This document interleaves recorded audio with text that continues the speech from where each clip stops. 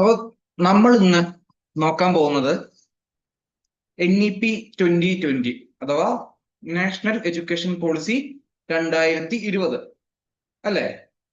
അപ്പൊ നമ്മൾ ഇതിനു മുന്നേ എന്ത് നോക്കിയിരുന്നു?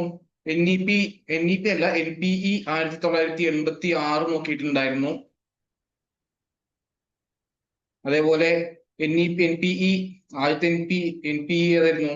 1968 നോക്കിയിട്ടുണ്ടായിരുന്നു അല്ലേ? പിന്നെ NCF 2005 നോക്കിയിട്ടുണ്ടായിരുന്നു. ഇത്രയും കാര്യങ്ങൾ നോക്കി. ഇതിന് ശേഷമാണ് നമുക്ക് എന്ത് പറയുന്നത്?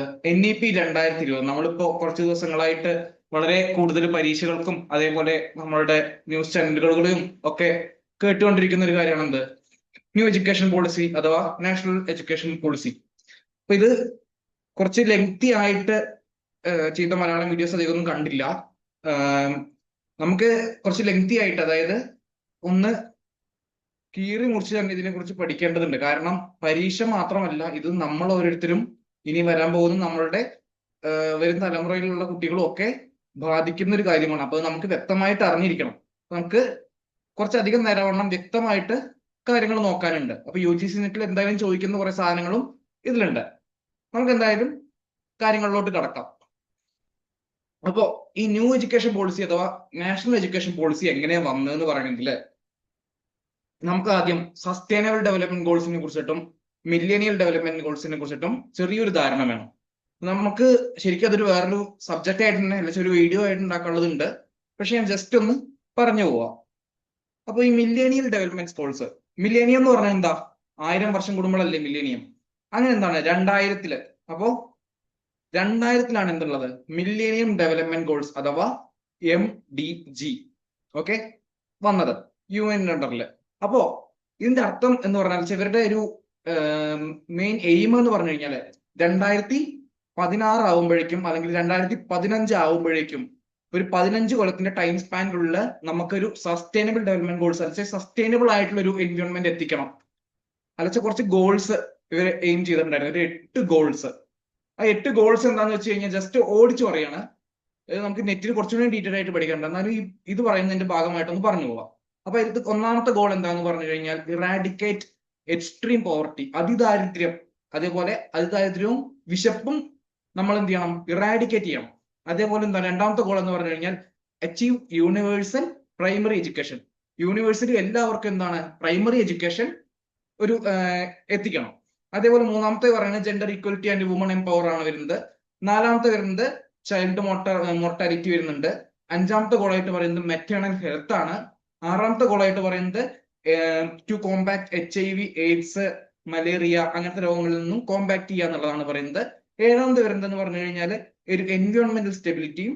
ലാസ്റ്റത്തെ എട്ടാമത്തെ ഗോളായിട്ട് പറയുന്നത് എന്താണ്? ഒരു ഗ്ലോബൽ പാർട്ട്ണർഷിപ്പ് ഇതിന് വേണ്ടിയിട്ടൊക്കെ കൂടി ഉണ്ടാക്കിയെടുക്കണം എന്നുള്ളതാണ്.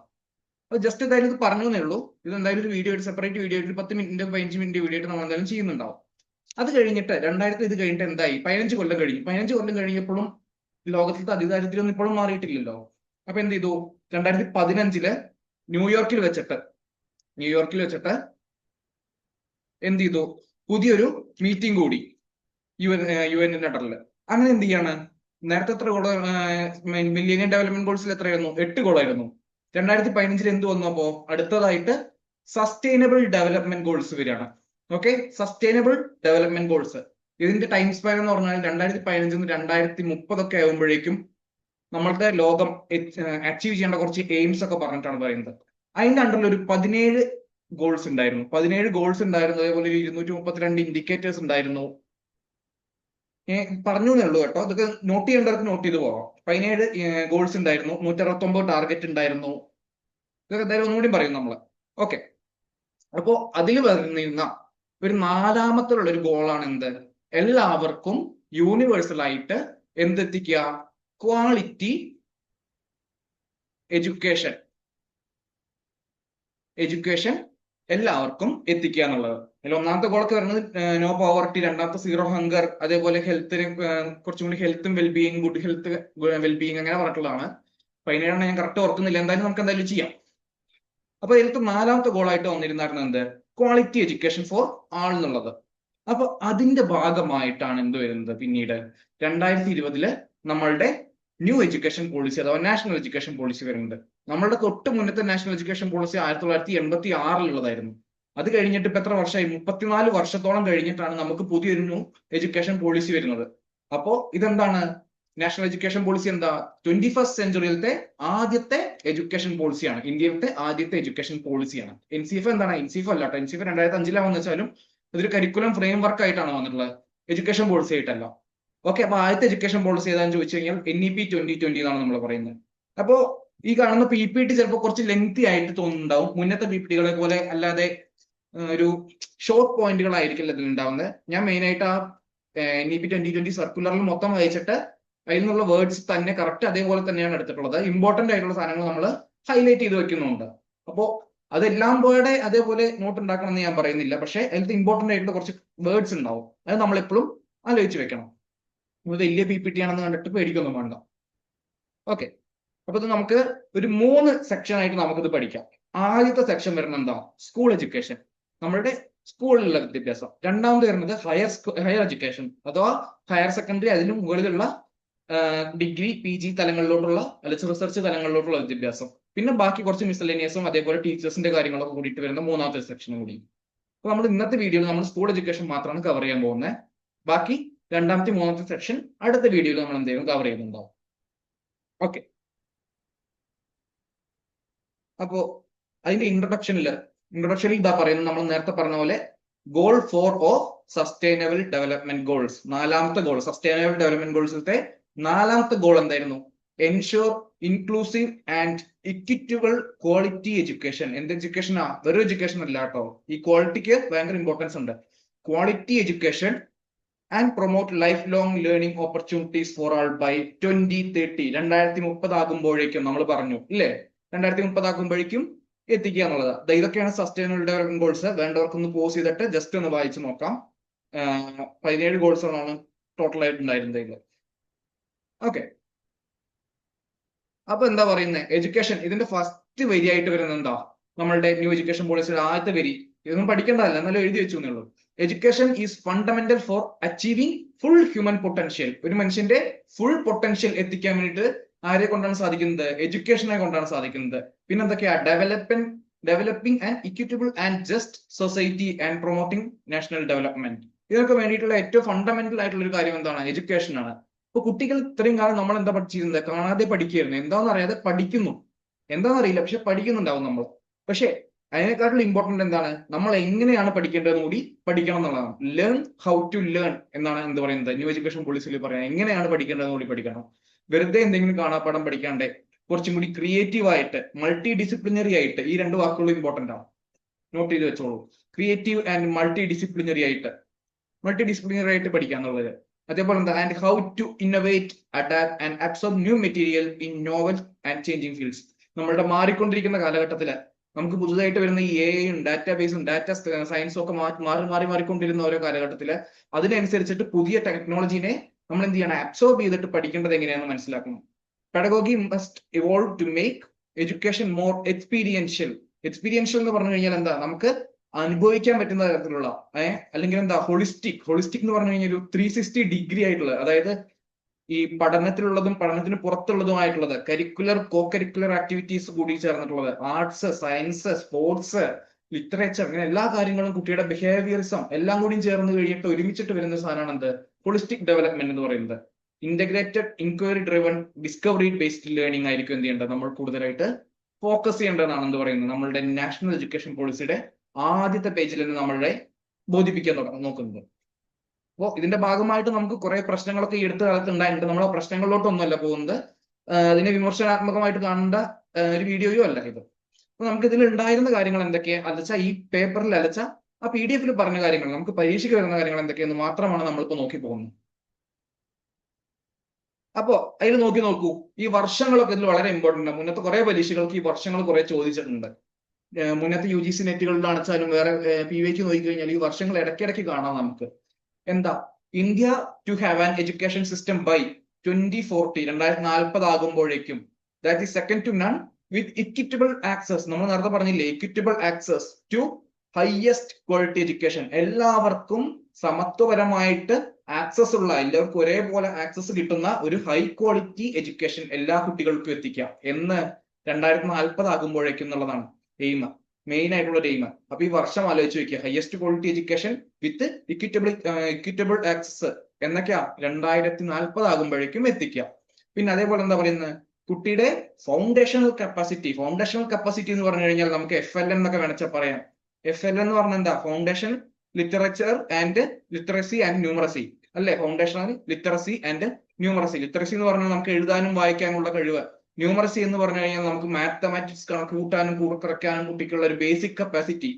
ആ കപ്പാസിറ്റിയും അതേപോലെ കുട്ടിയുടെ കൊഗ്നിറ്റീവ് കപ്പാസിറ്റി എന്ന് പറഞ്ഞു കഴിഞ്ഞാൽ എന്താ, കുട്ടിക്ക് ക്രിട്ടിക്കൽ തിങ്കിങ് നമ്മൾ ടീച്ചിങ് ആപ്റ്റിറ്റ്യൂഡ് പഠിച്ചപ്പോൾ ഒക്കെ അത് പറഞ്ഞിട്ടുണ്ടല്ലേ, ക്രിട്ടിക്കൽ തിങ്കിങ്ങിനെ കുറിച്ചിട്ടുള്ളത്. ക്രിട്ടിക്കൽ തിങ്കിങ്, കുട്ടിയുടെ ലോജിക്കൽ റീസണിങ്, ഇതൊക്കെ വളർത്തിയെടുക്കാനുള്ള കഴിവ്, അതാണ് എന്ത്, കൊഗ്നിറ്റീവ് കപ്പാസിറ്റി. അതുകൂടി നമ്മൾ എന്ത് ചെയ്യണം, ഉൾപ്പെടുത്തണം. ഫൗണ്ടേഷണൽ കപ്പാസിറ്റിയും വരും, അതേപോലെ എന്താണ്, കൊഗ്നിറ്റീവ് കപ്പാസിറ്റി കൂടി നമ്മൾ വളർത്തിയെടുക്കേണ്ടതുണ്ട്. അത് കഴിഞ്ഞിട്ട് പറയുന്നത് എന്താ, നമ്മളുടെ മുൻ കാലഘട്ടങ്ങളിൽ നമ്മളുടെ ആൻഷ്യന്റ് ഇന്ത്യയിൽ ഉണ്ടായിരുന്ന എന്താ, നമ്മളുടെ നോളജ് സിസ്റ്റം, അതായത് നമ്മളുടെ വേദങ്ങളല്ല, ബാക്ക് ടു വേദാസ് എന്നൊക്കെ പറഞ്ഞു പോയി ഓരോ ക്യാമ്പയിൻസ് ഒക്കെ നമ്മൾ കാണുന്നുണ്ടല്ലോ. അതേപോലെ പണ്ടത്തെ കാലങ്ങളിൽ, അതായത് നമ്മുടെ നളന്ദ അല്ലെങ്കിൽ തക്ഷശില എന്ന സമയത്തൊക്കെ ഉണ്ടായിരുന്ന, വിക്രമശില സമയത്തൊക്കെ ഉണ്ടായിരുന്ന ഓരോ വിദ്യാഭ്യാസ സമ്പ്രദായം, അതിലെന്താ പറയുന്നത്, the rich heritage of ancient and eternal Indian knowledge and thought has been guiding light for this policy. അതാണ് എന്ത്, നമ്മളുടെ ഈ പോളിസിയുടെ ഒരു ഗൈഡിങ് ലൈറ്റ്, ഒരു വഴിവിളക്ക് എന്നൊക്കെ നമുക്ക് വേണമെച്ചാൽ പറയാം. എന്താണ്, അന്നത്തെ കാലത്ത് ആൻഷ്യന്റ് ഇന്ത്യയിൽ ഉണ്ടായിരുന്ന നമ്മളുടെ വിദ്യാഭ്യാസ സമ്പ്രദായം. അതിലെന്താ പറഞ്ഞിട്ടുള്ളത്, നമ്മളുടെ നോളേജ്, അഥവാ എന്താ നോളേജ് എന്നുള്ളതിന് ജ്ഞാനം അല്ലെ, അതേപോലെ വിസ്ഡം എന്നുള്ളതിന് പ്രഖ്യ, ആൻഡ് ട്രൂത്ത് എന്ന് പറഞ്ഞു കഴിഞ്ഞാൽ എന്താ, സത്യം. ഇതിനൊക്കെ ആയിരുന്നു എന്ത്, നമ്മളുടെ നോളേജിന്റെ, നമ്മൾ പഠിക്കുന്നതിന്റെ മെയിൻ ആയിട്ടുണ്ടായിരുന്ന എയിം അല്ലെങ്കിൽ ഗോൾ. നോളജ് അച്ചീവ് ചെയ്യുക, വിസ്ഡം അച്ചീവ് ചെയ്യുക, ട്രൂത്ത് മനസ്സിലാക്കുക ലോകത്തിന്റെ. ഇതായിരുന്നു നമ്മുടെ ആൻഷ്യന്റ് ഇന്ത്യയുടെ എഡ്യൂക്കേഷന്റെ ഗോൾ ഉണ്ടായിരുന്നത്. അതിനെ ബേസ് ചെയ്തിട്ടാണ് നമ്മുടെ ന്യൂ എഡ്യൂക്കേഷൻ പോളിസി ഉണ്ടായിരിക്കുന്നതാണ് പറയുന്നത്. ഓക്കെ, അപ്പൊ ഈ വാക്കുകളൊക്കെ നമ്മൾ മനസ്സിലാക്കി വെക്കണം. എന്തായിരുന്നു നമ്മുടെ ന്യൂ എഡ്യൂക്കേഷൻ പോളിസിയിൽ ആൻഷ്യന്റ് ഇന്ത്യൻ എഡ്യൂക്കേഷനെ കുറിച്ച് പറഞ്ഞിട്ടുണ്ടായിരുന്നു ചോദിച്ചു കഴിഞ്ഞാൽ ഈ മൂന്നെണ്ണമാണ് വരുന്നത്. എന്താണ്, നോളേജ്, വിസ്ഡം ആൻഡ് ട്രൂത്ത്, പ്രഖ്യ ആൻഡ് സത്യ. പിന്നെന്താ, ഇതുവഴി ഇങ്ങനത്തെ ഒരു എഡ്യൂക്കേഷൻ വഴി നമുക്ക് എന്താ കിട്ടിയിരുന്നത് അന്നത്തെ കാലത്ത്, ഈ എഡ്യൂക്കേഷൻ വഴി നമുക്ക് എന്താ നേടിയിരുന്നത്, നമ്മൾ complete realisation and liberation of the self. സ്വയത്തിൽ നിന്നും, അഹത്തിൽ നിന്നും, അല്ലെങ്കിൽ ഞാൻ എന്താ എന്നുള്ളതിന്റെ സ്വയം മനസ്സിലാക്കുന്നു. നമ്മൾ എന്താന്നുള്ളത് നമ്മൾ തന്നെ മനസ്സിലാക്കുന്നു. ലിബറൈസേഷൻ എന്ന് പറഞ്ഞു കഴിഞ്ഞാൽ എന്താ, മുക്തി അല്ലെ, മുക്തി നേടുന്നു, റിയലൈസേഷൻ നേടുന്നു, യാഥാർത്ഥ്യ ബോധം നേടുന്നു എന്നുള്ളതാണ് നമ്മളുടെ അന്നത്തെ മെയിൻ ഒരു ഗോൾ ഉണ്ടായിരുന്നത്. അതുവഴി നമുക്ക് നേടിയിരുന്നത് അന്നത്തെ എഡ്യൂക്കേഷൻ വഴി. ഇതൊക്കെയാണ് നമ്മളുടെ മെയിൻ ആയിട്ട് പറഞ്ഞിട്ടുണ്ടായിരുന്നത്. ഇനി നോക്കൂ, തക്ഷശില, നളന്ദ, വിക്രമശില, വല്ലഭി, അതേപോലെ വേറെയും കുറെ യൂണിവേഴ്സിറ്റീസ് ഉണ്ട് നമ്മളുടെ പണ്ടത്തെ കാലത്ത് ഉണ്ടായിരുന്നത്. ഇത് നളന്ദയായിരുന്നു കേട്ടോ, സോറി, ഇതാണ് നളന്ദ യൂണിവേഴ്സിറ്റി. നമ്മളെല്ലാരും കണ്ടിട്ടുണ്ടാവും. നളന്ദ യൂണിവേഴ്സിറ്റി ബക്തിയാർ ഖിൽജിയുടെ സമയത്ത് നശിപ്പിക്കപ്പെട്ടു. എത്രയോ മാസങ്ങളോളമായിരുന്നു നേരത്തെ പുസ്തകങ്ങളൊക്കെ കത്തിയിരുന്നതെന്നൊക്കെ നമ്മൾ കേട്ടതാണ്. ഒരു ചരിത്രത്തിന്റെ ഭാഗമായിട്ട് മാറിയ ഒരു കാലഘട്ടമാണ് അത്. അതേപോലെ തന്നെ ഇത് നമ്മളുടെ തക്ഷശില യൂണിവേഴ്സിറ്റി ഉണ്ട്, വിക്രമശില യൂണിവേഴ്സിറ്റി ഉണ്ട്, അങ്ങനെ കുറെ, ഓദണ്ഡപുരി, ഇത് ഓദണ്ഡപുരിയാണ് കേട്ടോ, ഓദണ്ഡപുരി യൂണിവേഴ്സിറ്റിയാണ്. ഓക്കെ, അങ്ങനത്തെ ഭാഗങ്ങളിൽ നിന്ന് നമുക്ക് ഒരുപാട് നമ്മളുടെ പണ്ടത്തെ നമ്മൾ കേട്ടിട്ടുണ്ടാവുമല്ലോ, ആര്യഭട്ട, അതേപോലെ ചരക, ശുശ്രുത, വരാഹമിഹിര, അതേപോലെ പാണിനി, അങ്ങനെ കുറെ വിക്രമാദിത്യ, അങ്ങനെ നല്ല സ്കോളേഴ്സ് അന്നുണ്ടായിരുന്നു.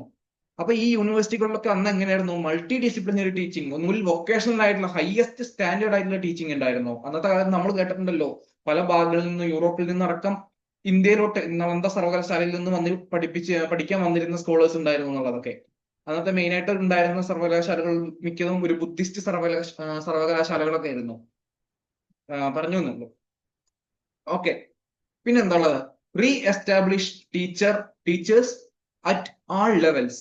എല്ലാ ലെവലിലും എന്താണ്, നമ്മൾ ടീച്ചേഴ്സിനെ റീ എസ്റ്റാബ്ലിഷ് ചെയ്യുന്നു as the most respected essential member of society. അതേപോലെ എന്താ വരുന്നത്, recognising, identifying and fostering each students unique capabilities. ഓരോ കുട്ടിയുടെയും, അതായത് ഓരോരുത്തർക്കും ഉള്ള യുണീക്ക് ആയിട്ടുള്ള കാപ്പബിലിറ്റീസ് എന്ത് ചെയ്യും, നമ്മള് റെക്കഗ്നൈസ് ചെയ്യും, അത് ഐഡന്റിഫൈ ചെയ്യും, അതിനെ വളർത്തിയെടുക്കും, നമുക്ക് കണ്ടുപിടിക്കും, അതിനെ മനസ്സിലാക്കും, എന്നിട്ട് എന്ത് ചെയ്യും, നമ്മൾ അതിനെ വളർത്തിയെടുക്കും ഓരോ കുട്ടിയുടെ. ഓക്കെ, അതാണ് നമ്മളുടെ എയിം എന്ന് പറയുന്നത്. ഇനി എന്താ, highest priority achieving to foundational literacy and numeracy to all students by grade 3. 3ാം ക്ലാസ്സിൽ എത്തുമ്പോഴേക്കും അവർ എന്ത് കിട്ടണം, FLN കിട്ടണം. FLN എന്താ നമ്മൾ നേരത്തെ പറഞ്ഞു, ഫൗണ്ടേഷണൽ ലിറ്ററസി ആൻഡ് ന്യൂമറസി. എഴുതാനും വായിക്കാനും കണക്ക് കൂട്ടാനും ഉള്ള ബേസിക് കഴിവാണ് എന്ത്, ഫൗണ്ടേഷണൽ ലിറ്ററസി ആൻഡ് ന്യൂമറസി. അത് 3ാം ക്ലാസ് ആകുമ്പോഴേക്കും, ഈ വയസ്സ് ഏതൊക്കെ ആലോചിച്ച് വെച്ചോ, 3ാം ക്ലാസ് ആകുമ്പോഴേക്കും, എത്രാം ക്ലാസ് എന്നൊക്കെ ചിലപ്പോൾ ചോദിക്കും, അങ്ങനത്തെ ക്വസ്റ്റ്യൻസ് ഒക്കെ വരാറുണ്ട്. 3ാം ക്ലാസ് ആകുമ്പോഴേക്കും എത്തണം. അതേപോലെ നമ്മുടെ കരിക്കുലം എങ്ങനെയായിരിക്കണം, ഫ്ലെക്സിബിലിറ്റി ഇരിക്കണം. അവൻ എന്താ പഠിക്കേണ്ടതെന്നുള്ളത്, കുട്ടിക്ക് എന്താ പഠിക്കേണ്ടതെന്നുള്ളത് കുട്ടിക്ക് ചോയ്സ് ചെയ്യാൻ പറ്റുന്ന രീതിയിലായിരിക്കണം. ഓക്കെ, അതേപോലെ എന്താ വരുന്നത് അടുത്തത്, നോ ഹാർഡ് സെപ്പറേഷൻ. അതായത് നമ്മളിപ്പോ കണ്ടിട്ടില്ലേ, നമ്മളുടെ കുറെ കാലങ്ങളിൽ ഇപ്പൊ 10ാം ക്ലാസ് ഫുൾ A+ കിട്ടിയിട്ട് ഒരു കുട്ടി കൊമേഴ്സ് എടുത്തു വിചാരിച്ചു കഴിഞ്ഞാൽ, അയ്യേ കൊമേഴ്സ് എടുത്തുള്ളത് സയൻസ് എടുത്തൂടെ എന്ന് പറഞ്ഞിട്ട് അലച്ച സയൻസിനെ ഒന്നുകൂടി കൂടുതലാക്കി വെച്ച് കൊമേഴ്സിനെ അലച്ച ആർട്സിനെ ഒന്ന് താഴ്ത്തി വെച്ച് ആ ഒരു സെപ്പറേഷൻ. അല്ലെങ്കിൽ കരിക്കുലർ ആക്ടിവിറ്റീസിനെ, അതായത് ഇപ്പൊ ഒരു കുട്ടി നല്ല രീതിക്ക് പഠിക്കുന്നുണ്ട്, അവൻ മിടുക്കനാ, പക്ഷെ ആ വേറൊരു കുട്ടി നല്ല രീതിക്ക് സ്പോർട്സ് ഉണ്ട്, പക്ഷെ അവന് പഠിക്കാനുള്ള കഴിവൊന്നുമില്ല, സ്പോർട്സ് മാത്രമേ ഉള്ളൂ എന്നുള്ളൂ, അലച്ച കളിച്ച് നടക്കുക എന്ന് പറഞ്ഞുകൊണ്ടിരിക്കും. അപ്പൊ എന്താ ഇതൊക്കെ, ഇവിടെ ആർട്സ് സയൻസ് തമ്മിൽ, അലച്ച കരിക്കുലറും കോ കരിക്കുലർ തമ്മിലുള്ള ഒരു ഭയങ്കരമായിട്ടുള്ള ഹാർഡ് സെപ്പറേഷൻ നിലവിലുണ്ട്. സത്യമായ ഒരു അവസ്ഥയാണ്. ആ ഒരു ഹാർഡ് സെപ്പറേഷൻ നമ്മൾ എന്ത് പാടില്ല, പുഷ് ചെയ്യാൻ പാടില്ല. നമ്മൾ അതിനെ എന്ത് ചെയ്യണം, എലിമിനേറ്റ് ചെയ്യണം എന്നാണ് പറയുന്നത്. No hard separation between arts and science, curricular and co curricular activities. പിന്നെന്താ, multi disciplinarity and holistic education. നമ്മൾ നേരത്തെ മുന്നേയും പറഞ്ഞതാണ് ഹോളിസ്റ്റിക് എഡ്യൂക്കേഷനെ പ്രൊമോട്ട് ചെയ്യുന്നുള്ളത്. അതേപോലെ എന്താ, ക്രിയേറ്റിവിറ്റി ആൻഡ് ക്രിട്ടിക്കൽ തിങ്കിങ്ങിനെ പ്രൊമോട്ട് ചെയ്യുന്നു. ഇനി എന്താ വരുന്നത്, ethics and human and constitutional values. നമ്മളുടെ ഭരണഘടനയിലുള്ള ഓരോ കാര്യങ്ങളെ കുറിച്ചും, നമ്മളുടെ ഭരണഘടനാ നിയമങ്ങളെ കുറിച്ചും, ഭരണഘടന നമ്മളുടെ അവകാശങ്ങളെ കുറിച്ചും കുട്ടികൾക്ക് ബോധവൽക്കരിക്കൽ കൊടുക്കുന്നു. അതേപോലെ ഒരു കുട്ടി വളർന്നു വരുന്ന അവന്റെ മോറൽ ഡെവലപ്മെന്റിനെ നമ്മൾ എന്ത് ചെയ്യണം, ഒന്നുകൂടി ഫോസ്റ്റർ ചെയ്യണം എന്നാണ് പറയുന്നത്. പിന്നെന്താ പറയുന്നത്, എംഫസിസ് ഓൺ കൺസെപ്ച്വൽ അണ്ടർസ്റ്റാൻഡിങ്. അതായത് എന്താ, കൺസെപ്ച്വൽ അണ്ടർസ്റ്റാൻഡിങ്, അതായത് നമുക്ക് 2 തരത്തിൽ പഠിക്കണം എന്ന് പറഞ്ഞു. നമുക്ക് പ്രൊഡക്റ്റ് ഓറിയന്റഡ് ആയിട്ട് പഠിക്കാൻ പറ്റും, പക്ഷെ ഇത് പ്രൊഡക്റ്റ് ഓറിയന്റഡ് ആണോ, അല്ല. ഇതെന്താണ്, കൺസെപ്റ്റ് ഓറിയന്റഡ് ആയിട്ടാണ് നമ്മൾ പഠിക്കേണ്ടത്. പ്രൊഡക്റ്റ് ഓറിയന്റഡ് എന്ന് പറഞ്ഞു കഴിഞ്ഞാൽ നമ്മൾ ജസ്റ്റ് ഒരു പരീക്ഷയ്ക്ക് പഠിക്കുന്ന പോലെ, എക്സാം ഓറിയന്റഡ് മാത്രമായിട്ട് പഠിക്കുന്നു.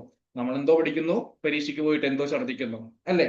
എന്നാൽ കൺസെപ്റ്റ് ഓറിയന്റഡ് എന്ന് പറഞ്ഞാൽ എന്താ, നമ്മളാ സംഭവം അല്ലച്ച നമ്മൾ പഠിക്കുന്നത് എങ്ങനെയാണ് അത് രൂപാന്തരപ്പെട്ടതെന്ന് നമ്മൾ മനസ്സിലാക്കിയിട്ട് നമ്മൾ എന്ത് ചെയ്യുന്നു, നമ്മളുടെ വാക്കിൽ തന്നെ പരീക്ഷ എഴുതുന്നു, അല്ലച്ച നമ്മൾ തന്നെ അത് നമ്മളുടെ വാക്കിൽ അപ്ലൈ ചെയ്യുന്നു.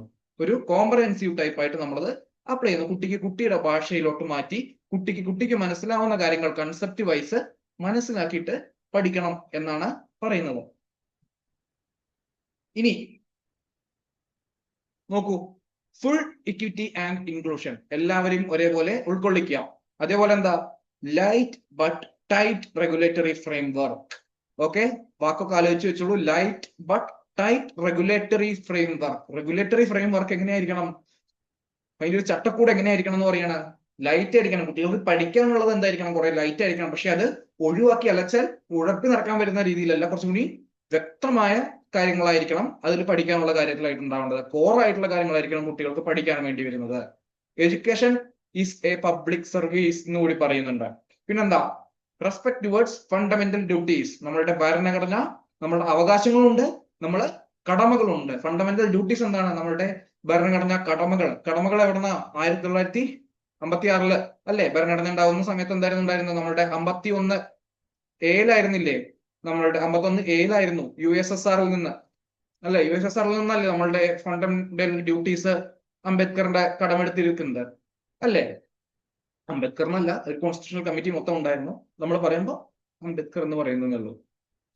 ഓക്കെ, കോൺസ്റ്റിറ്റ്യൂഷണൽ വാല്യൂസും നമ്മളുടെ ഫണ്ടമെന്റൽ ഡ്യൂട്ടീസും നമ്മൾ എന്ത് ചെയ്യുന്നു, കുട്ടിക്ക് പഠിപ്പിച്ചു കൊടുക്കുന്നു. കുട്ടിക്ക് മനസ്സിലാക്കുന്ന രീതിയിലായിരിക്കണം നമ്മളുടെ പഠനം വരേണ്ടത് എന്ന് പറയുന്നു. പിന്നെന്താ, sustainability into an equitable and vibrant knowledge society. ഇത് വളരെ ഇമ്പോർട്ടന്റ് ആയിട്ടുള്ള ഒരു പോയിന്റ് ആണ് കേട്ടോ. Sustainability into an equitable and vibrant knowledge society by providing. അതെങ്ങനെ എത്തിക്കുന്നത്, നമ്മളതിലോട്ട് എങ്ങനെ എത്തിച്ചേരുന്നത്, നമ്മൾ നേരത്തെ പറഞ്ഞ പോലെ high quality education to all. അങ്ങനെ ഹൈ ക്വാളിറ്റി എഡ്യൂക്കേഷൻ കൊടുത്തു കഴിഞ്ഞാൽ നമ്മൾ എന്താവും? Thereby making India a global super knowledge super power. Global knowledge super power, ഈ വാക്ക് വളരെ ഇമ്പോർട്ടന്റ് ആണ്. ഇതിനെ നമ്മൾ എന്തുകൂടി പറഞ്ഞിട്ടുണ്ട്? നമ്മൾ കേട്ടിട്ടുണ്ട് വിശ്വഗുരു, ഇന്ത്യ ആസ് വിശ്വഗുരു അല്ലേ? അതാണ് എന്ത്? Global knowledge super power. നമ്മൾ ഹൈ ക്വാളിറ്റി എഡ്യൂക്കേഷൻ കൊടുത്ത് നമ്മളുടെ വിദ്യാഭ്യാസ നിലവാരം നമ്മൾ എന്താണ് ഉയർത്തിയെടുത്ത് നമ്മളുടെ ഇന്ത്യനെ ഒരു ഗ്ലോബൽ നോളേജ് സൂപ്പർ പവർ ആക്കി. പണ്ടത്തെ കാലത്ത് ഉണ്ടായിരുന്ന പോലെ, അന്നത്തെ നളന്ദയും തക്ഷശിലയും ഉണ്ടായിരുന്ന സമയത്തുള്ള പോലെ നമ്മൾ എന്ത് ചെയ്യണം? ഒരു ഗ്ലോബൽ നോളേജ് സൂപ്പർ പവർ ആക്കി മാറ്റിയെടുക്കുകയാണ്. നളന്ദയും തക്ഷശിലയും ഉണ്ടായിരുന്ന സമയത്ത് ഇന്ത്യ ഉണ്ടായിരുന്നോ, ഇന്ത്യൻ എന്ന കൺസെപ്റ്റ് ഉണ്ടായിരുന്നോ എന്നുള്ള ചോദ്യമൊക്കെ വേറെയാണ്. ഓക്കെ, ഇനി ഇതാ എങ്ങനെയൊക്കെയാ മെയിൻ ആയിട്ടുള്ളത്? ഹോളിസ്റ്റിക് ആയിട്ടുള്ള ഒരു ഡെവലപ്മെന്റ് വേണം, മൾട്ടി ഡിസിപ്ലിനറി അപ്രോച്ച് ആയിരിക്കണം, അതേപോലെ ഫ്ലെക്സിബിലിറ്റി ആൻഡ് ചോയ്സ് ഉണ്ടായിരിക്കണം കുട്ടിക്ക്, ടെക്നോളജി ഇന്റഗ്രേഷൻ നടത്തണം, ടീച്ചേഴ്സിന്റെ എംപവർമെന്റ് നടത്തണം, അസസ്മെന്റ് റിഫോംസ് നടത്തണം, ഇൻക്ലൂസീവ് ആൻഡ് ഇക്വിറ്റി എഡ്യൂക്കേഷൻ ആയിരിക്കണം വേണ്ടത്. പറഞ്ഞു വെച്ചു എന്നുള്ളൂ കേട്ടോ. അതൊക്കെ പോയിന്റ് ആണ്. നമുക്ക് ഈ ഓപ്ഷൻ എലിമിനേഷൻ ചെയ്യാൻ വളരെ ഇമ്പോർട്ടന്റ് ആയിട്ട് ഉപയോഗിക്കാൻ പറ്റുന്ന കാര്യങ്ങളാണ്. നമ്മൾ ഈ ഹോളിസ്റ്റിക് ഡെവലപ്മെന്റ് ഒക്കെ കേട്ട് കഴിഞ്ഞാൽ അത് അധികവും എന്തിലുണ്ടാവും? ആ ആൻസറിൽ ഉണ്ടായിരിക്കേണ്ടതാണ്. അതേപോലെ മൾട്ടി ഡിസിപ്ലിനറി ഒക്കെ കേട്ട് കഴിഞ്ഞാൽ നമ്മൾ ആലോചിക്കുക അത് വരേണ്ട ആൻസർ ആണത്. ഓക്കെ, ഇനി സ്കൂൾ എഡ്യൂക്കേഷനെ കുറിച്ച് നമുക്ക് പറഞ്ഞു തുടങ്ങാം. നമ്മളുടെ നിലവിലെ സ്കൂൾ എഡ്യൂക്കേഷൻ ഏത് മുതലാണ്? നമ്മള് 1ാം ക്ലാസ്സിൽ ചേർന്ന് 1ാം ക്ലാസ് മുതൽ 12ാം ക്ലാസ് വരെയുള്ള സ്കൂൾ എഡ്യൂക്കേഷൻ ആയിരുന്നു ഉണ്ടായിരുന്നത്. നമ്മൾ അതിൽ നിന്ന് ചെറിയൊരു മാറ്റം വരുത്തുന്നുണ്ട്. എങ്ങനെയാ? മുന്നുണ്ടായിരുന്നില്ല. നമ്മൾ പറഞ്ഞു 10+2+3 എഡ്യൂക്കേഷൻ അല്ലേ ഉണ്ടായിരുന്നു നമ്മളുടെ കോത്താരി കമ്മീഷൻ എന്നായിരുന്നു 1964 കോത്താരി കമ്മീഷൻ.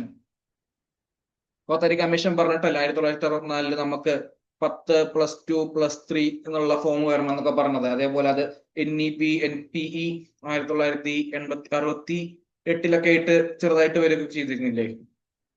ഇങ്ങനെ തന്നെയല്ലേ? ഇനി അത് തെറ്റുണ്ടെങ്കിൽ അടുത്ത വീഡിയോയിൽ ഞാൻ തിരുത്താം. ആ വർഷത്തിൽ എനിക്ക് എന്തൊരു ഡൗട്ട് ഉണ്ട്. ഓക്കെ, കുഴപ്പമില്ല.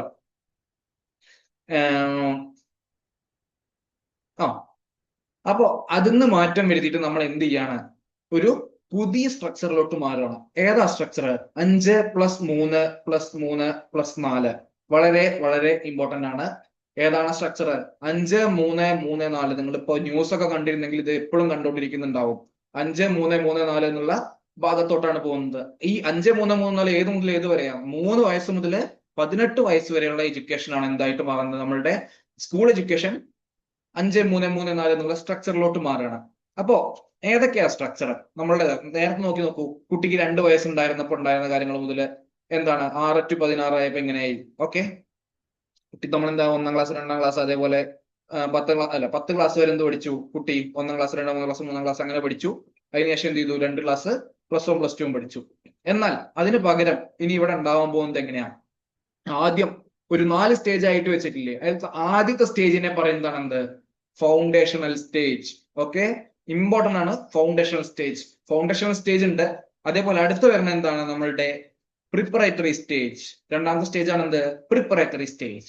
3ാമത്തെ സ്റ്റേജ് ആയിട്ട് എന്താ വരുന്നത്? Middle stage. 4ാമത്തെ സെക്കൻഡറി സ്റ്റേജ്. ഓക്കെ, ഈ 4 സ്റ്റേജുകളിലൂടെ ഒരു കുട്ടി കടന്നു പോവുകയാണ് ചെയ്യുന്നത്. അപ്പോ 3 വയസ്സ് അതിൽ കുട്ടിക്കൊരു 3 വയസ്സ് മുതൽ 6 വയസ്സ് വരെ കുട്ടി എന്ത് ചെയ്യും? അംഗനവാടിയിലോട്ട് പോയി തുടങ്ങും. ഓക്കെ, നമ്മുടെ ഫൗണ്ടേഷണൽ സ്റ്റേജിൽ 3 വയസ്സിൽ തുടങ്ങുകയാണ് നമ്മുടെ കുട്ടി പഠിക്കാൻ. ആ 3 വയസ്സിൽ എന്ത് ചെയ്യും? അംഗനവാടിയിൽ പോയി തുടങ്ങും. അപ്പൊ ഇവിടെ എന്തായി? അംഗനവാടിയിൽ പോയി തുടങ്ങുന്ന കുട്ടി. അതിനുശേഷം എന്താണ്? ആ 3 വർഷം അംഗനവാടി അല്ലെങ്കിൽ ബാലവാടിക പ്രീ സ്കൂളിലൊക്കെ പോയി കഴിയും. ആ ഭാഗത്ത് എന്ത് പഠിപ്പിക്കും? നമ്മളെ ഫ്ലെക്സിബിൾ ആയിട്ട് നമുക്ക് കുറച്ച് കളികളിലൂടെ കുട്ടികളെ കുറച്ച് ചെറിയ ചെറിയ കാര്യങ്ങൾ മനസ്സിലാക്കാൻ തുടങ്ങുന്നു. അങ്ങനെ കുട്ടിക്ക് പ്ലേ ബേസ്ഡ് ലേണിംഗ് ആയിരിക്കും ഉണ്ടായിരിക്കുന്നത്. അതേപോലെ എന്താണ്? കുട്ടി ഒരു 6 വയസ്സ് 3 വയസ്സ് കഴിഞ്ഞിട്ട് 3+3 6 6ാം വയസ്സിൽ എന്ത് ചെയ്യാണ്? കുട്ടി 1ാം ക്ലാസ്സിൽ ചേരുകയാണ്. 1ാം ക്ലാസ്സിൽ ചേരുന്നു. ഈ 3 വർഷവും ഈ 2 വർഷവും കൂടി ചേർത്ത് കഴിഞ്ഞ് 1ാം ക്ലാസ്സും 2ാം ക്ലാസ്സും കൂടി ചേർത്ത് കഴിഞ്ഞ് 5 വർഷം. ഓക്കെ, 5 വർഷം ഇവിടെയാണ് ഉണ്ടാവുന്നത്. ഈ ഫൗണ്ടേഷണൽ സ്റ്റേജിൽ എന്തായിരിക്കും ഉണ്ടായിരിക്കുന്നത്? പ്ലേ ബേസ്ഡ് ലേണിംഗ് ആയിരിക്കും ഉണ്ടായിരിക്കുന്നത്. ഓക്കെ, നമുക്ക് ഈ പ്ലേ ബേസ്ഡ് ലേണിംഗ് ഇതിന്റെ കരിക്കുലം ആരാണ് ഉണ്ടാവുന്നത്? ECCE എന്ന് പറഞ്ഞിട്ടുള്ള ഏർലി ചൈൽഡ്ഹുഡ് കെയർ എഡ്യൂക്കേഷൻ എന്ന് പറഞ്ഞിട്ട് ഒരു സ്കീം വഴിയാണ് നമ്മൾ എന്ത് ചെയ്യുന്നത്? കുട്ടിക്ക് ഇവിടെ നമുക്ക് ഇതിനെ കുറിച്ച് എന്തായാലും നമ്മൾ ഡീറ്റെയിൽ ആയിട്ട് പറയുന്നുണ്ട് ECCE നെ കുറിച്ചിട്ട്. കുട്ടിക്ക് നമ്മൾ എന്ത് ചെയ്യുന്നത്? നമ്മളുടെ കരിക്കുലം പ്രൊവൈഡ് ചെയ്യുന്നത്. അതിനുശേഷം എന്ത് ചെയ്യാണ് നമ്മുടെ കുട്ടി 3 വർഷത്തിന് ശേഷം എന്ത് ചെയ്യാണ്, 5 വർഷത്തിന് ശേഷം എന്ത് ചെയ്യാണ്, ഒരു പ്രിപ്പറേറ്ററി സ്റ്റേജിലോട്ട് പോവാണ്. ഇവിടെ എത്ര വർഷം കുട്ടി പഠിക്കുന്നത് പ്രിപ്പറേറ്ററി സ്റ്റേജില്? 3 വർഷം. എത്രാം ക്ലാസ് മുതലാ? 3-ാം ക്ലാസ് മുതൽ. 1-ാം ക്ലാസ്സിന് 2-ാം ക്ലാസ് ഇവിടെ കഴിഞ്ഞു. 3, 5, 3, 4, 5 എന്നുള്ള ക്ലാസ് അവിടെ പഠിക്കും പ്രിപ്പറേറ്ററി സ്റ്റേജില്. 8 to 11 വയസ്സ് വരെ. വയസ്സൊക്കെ വളരെ ഇമ്പോർട്ടന്റ് ആണ്, ക്ലാസ് ഇമ്പോർട്ടന്റ് ആണ്. ഇത് എന്തായാലും നിങ്ങൾ പഠിച്ചു വെക്കുക, അതൊക്കെ ചിത്രം മനസ്സിലാക്കി വെക്കുക. ഈ പ്രിപ്പറേറ്ററി സ്റ്റേജിൽ അവൻ എങ്ങനെയാ പഠിക്കുന്നത്? ആക്ടിവിറ്റി ബേസ്ഡ് ആയിട്ടാണ് പഠിക്കുന്നത്. ഓരോ കാര്യങ്ങൾ ചെയ്ത് ആക്ടിവിറ്റി ബേസ്ഡ് ആണ്. ആക്ടിവിറ്റി ടീച്ചർ അവിടെ സ്റ്റുഡന്റ് എന്തായിരിക്കും, ആക്റ്റീവ് ലേണിംഗ് ആയിരിക്കും അവൻ ചെയ്യുന്നുണ്ടാവുന്നത്. ആക്ടിവിറ്റി ബേസ്ഡ് ലേണിംഗ് ആയിരിക്കും അവിടെ ഉണ്ടാവുന്നത്. ഓക്കെ, അവൻ എന്ത് ചെയ്യും, ചെറിയ ചെറിയ ലൈറ്റ് ടെക്സ്റ്റ് ബുക്സ്, ചെറിയ ചെറിയ ടെക്സ്റ്റ് ബുക്ക് പ്രൊവൈഡ് ചെയ്യും.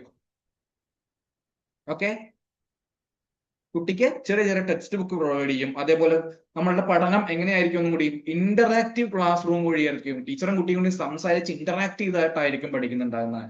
ഓക്കെ, ഇതൊക്കെ ഇമ്പോർട്ടന്റ് ആണ്. ഇന്ററാക്റ്റീവ് ക്ലാസ്സുകളായിരിക്കും ഉണ്ടായിരിക്കുന്നത്. ഓക്കെ, അങ്ങനെ 3 വർഷം അവൻ അവിടെ പഠിച്ചു കഴിഞ്ഞതിന് ശേഷം എന്ത് ചെയ്യാണ്, അടുത്ത മിഡിൽ സ്റ്റേജിലോട്ട് പോവാണ്. മിഡിൽ സ്റ്റേജിൽ എത്ര വർഷമാണ്? വീണ്ടും 3 വർഷം പഠിക്കുന്നു. എന്ന് വെച്ചാൽ എത്രയാ? 6-ാം ക്ലാസ് മുതൽ 8-ാം ക്ലാസ് വരെ ആ കുട്ടി അവിടെ പഠിക്കുന്നു. എന്ന് വെച്ചാൽ 11 വയസ്സ് മുതൽ 14 വയസ്സ് വരെ കുട്ടി എവിടെ പഠിക്കും? മിഡിൽ സ്റ്റേജിലായിരിക്കും പഠിക്കുന്നുണ്ടാവുന്നത്. അപ്പൊ മിഡിൽ സ്റ്റേജിൽ പഠിക്കാൻ വേണ്ടിയിട്ടുള്ള ബേസ് എവിടെ നിന്ന് ഉണ്ടാക്കിയിട്ടുണ്ടാവണം? നമ്മൾ പ്രിപ്പറേറ്ററി സ്റ്റേജില് നമ്മളൊരു ബേസ് ഉണ്ടാക്കി എടുത്തിട്ടുണ്ടാവണം. അതിനുശേഷമായിരിക്കണം എങ്ങോട്ട് പോകേണ്ടത്? മിഡിൽ സ്റ്റേജിലോട്ട് പോകേണ്ടത്. അപ്പോ ഇവിടെ വെച്ചിട്ടാണ് നമ്മൾ എന്ത് ചെയ്യുന്നത്, നമ്മൾ സബ്ജക്റ്റുകൾ ഓരോ കുട്ടിക്ക് ഇൻട്രൊഡ്യൂസ് ചെയ്യുന്നത്. അപ്പൊ എന്താണ് ഇൻട്രൊഡക്ഷൻ ഓഫ് സബ്ജക്ട് ടീച്ചേഴ്സ്? ഓരോ സബ്ജക്റ്റിനും ഓരോ ടീച്ചേഴ്സ് ആയിട്ട് മാറുന്നത് ഈ ക്ലാസ് മുതലാണ്. ഓക്കെ, ഇൻട്രൊഡക്ഷൻ, ഞാൻ ഇൻട്രോ എന്ന് മാത്രമേ എഴുതുന്നുള്ളൂ, ഓഫ് സബ്ജക്ട് ടീച്ചേഴ്സ്. അത് ഇവിടെ വെച്ചിട്ടാണ് നടക്കാൻ പോകുന്നത്. അതേപോലെ എന്താ ഉള്ളത്, നമ്മൾ കുറച്ചുകൂടി അബ്സ്ട്രാക്ട് ആയിട്ടുള്ള, കുട്ടിക്ക് ചിന്തിച്ച് മനസ്സിലാക്കിയെടുക്കാൻ വേണ്ടി കഴിയുന്ന അബ്സ്ട്രാക്ട് ആയിട്ടുള്ള കൺസെപ്റ്റുകൾ ചെറുതായിട്ട് ഇവിടെ തന്നെ പഠിപ്പിച്ചു തുടങ്ങും. അതായത് ടാൻജിബിൾ അല്ലാത്ത, കുട്ടിക്ക് നേരിട്ട് കാണാൻ പറ്റാത്ത, കുറച്ചും കൂടി ചിന്തിച്ച് കഴിയും, അവന്റെ ക്രിട്ടിക്കൽ തിങ്കിങ് വളർത്തിയെടുക്കാൻ വേണ്ടിയിട്ടുള്ള കാര്യങ്ങളൊക്കെ അബ്സ്ട്രാക്ട് ആയിട്ടുള്ള കാര്യങ്ങളായിരിക്കും, അബ്സ്ട്രാക്ട് സബ്ജക്റ്റുകളായിരിക്കും ഇവിടുന്ന് പഠിപ്പിക്കാൻ തുടങ്ങുന്നത്. ഓക്കെ, കുറച്ചും കൂടി എക്സ്പീരിയൻഷ്യൽ ലേണിംഗ് ആയിരിക്കും നമ്മൾ ഫോക്കസ് ചെയ്യുന്നത്. Okay, experiential learning. Experiential learning എന്താണെന്ന് നമ്മൾ നേരത്തെ പറഞ്ഞു. അതൊക്കെ കഴിഞ്ഞിട്ട് എന്തായി, അവൻ 9-ാം ക്ലാസ്സിലെത്തി. അവിടെ എത്ര കൊല്ലാണുള്ളത്? 5, 3, 3, 4 വർഷം വരെയാണ് ഇവിടെ ഉള്ളത് അല്ലെ? അവിടെ എന്താ ക്ലാസ് 9 to 12, 9, 10, 11, 12. നമ്മൾ നിലവില് 10-ാം ക്ലാസ് വരെ നിർത്തിയതിന് പകരം എന്ത് ചെയ്യണം, 9-ാം ക്ലാസ്സും +2 വരെയുള്ള കാര്യങ്ങൾ ഒറ്റ സെക്ഷൻ ആക്കിയിട്ട് മാറ്റണം. 14 വയസ്സ് മുതൽ 18 വയസ്സ് വരെയുള്ള കാര്യങ്ങൾ. അപ്പോ ഈ സെക്കൻഡറിയിലേക്ക് എത്തണച്ചാൽ എന്ത് ചെയ്യണം, മിഡിൽ സ്കൂളിൽ അവന് വളരെ നല്ലൊരു ബേസ് ഉണ്ടാക്കിയെടുത്താൽ മാത്രമേ എന്ത് ചെയ്യാൻ പറ്റുള്ളൂ, നമുക്ക് സെക്കൻഡറി ലെവലിലോട്ട് എത്തിക്കാൻ പറ്റുള്ളൂ. കുറച്ചും കൂടി ഡെപ്തിലുള്ള എഡ്യൂക്കേഷൻ നമുക്ക് അവിടെ കൊടുക്കാൻ പറ്റും. അവന്റെ ക്രിട്ടിക്കൽ തിങ്കിങ് എന്ത് ചെയ്യാൻ പറ്റും, നമുക്ക് അവിടെ വളർത്തിയെടുക്കാൻ പറ്റും. അങ്ങനത്തെ കൺസെപ്റ്റുകളായിരിക്കും എന്ത് ചെയ്യുന്നത്, നമ്മളിവിടെ കൂടുതൽ ഇംപ്ലിമെന്റ് ചെയ്യാൻ നോക്കുന്നത്. അവന് കുറച്ചുകൂടി ഫ്ലെക്സിബിൾ ആയിട്ടുള്ള ഒരു എഡ്യൂക്കേഷൻ കൊടുക്കാൻ വേണ്ടിയിട്ടുള്ള കാര്യങ്ങളായിരിക്കും ഇവിടെ ഉണ്ടാകുന്നത്. ഓക്കെ, നമ്മളൊരു മൾട്ടി ഡിസിപ്ലിനറി സ്റ്റഡി എന്നൊക്കെ വേണമെങ്കിൽ നമുക്ക് ഇവിടെ പറയാൻ കേട്ടോ. അതൊക്കെ നോട്ട് ചെയ്ത് വെച്ചോ, ഏത് സെക്ഷനിലാണ് മൾട്ടി ഡിസിപ്ലിനറി സ്റ്റഡീസ് തുടങ്ങുന്നതെന്നൊക്കെ. മൾട്ടി ഡിസിപ്ലിനറി സ്റ്റഡീസ് എന്ന് വെച്ചാൽ നമുക്ക് പറയാം. ഓക്കെ, അപ്പൊ ഇത്രയും കാര്യങ്ങൾ എന്താ ചെയ്യുക, നോട്ട് ചെയ്ത് വെക്കുക. ഇനി ആയിക്കോട്ടെ,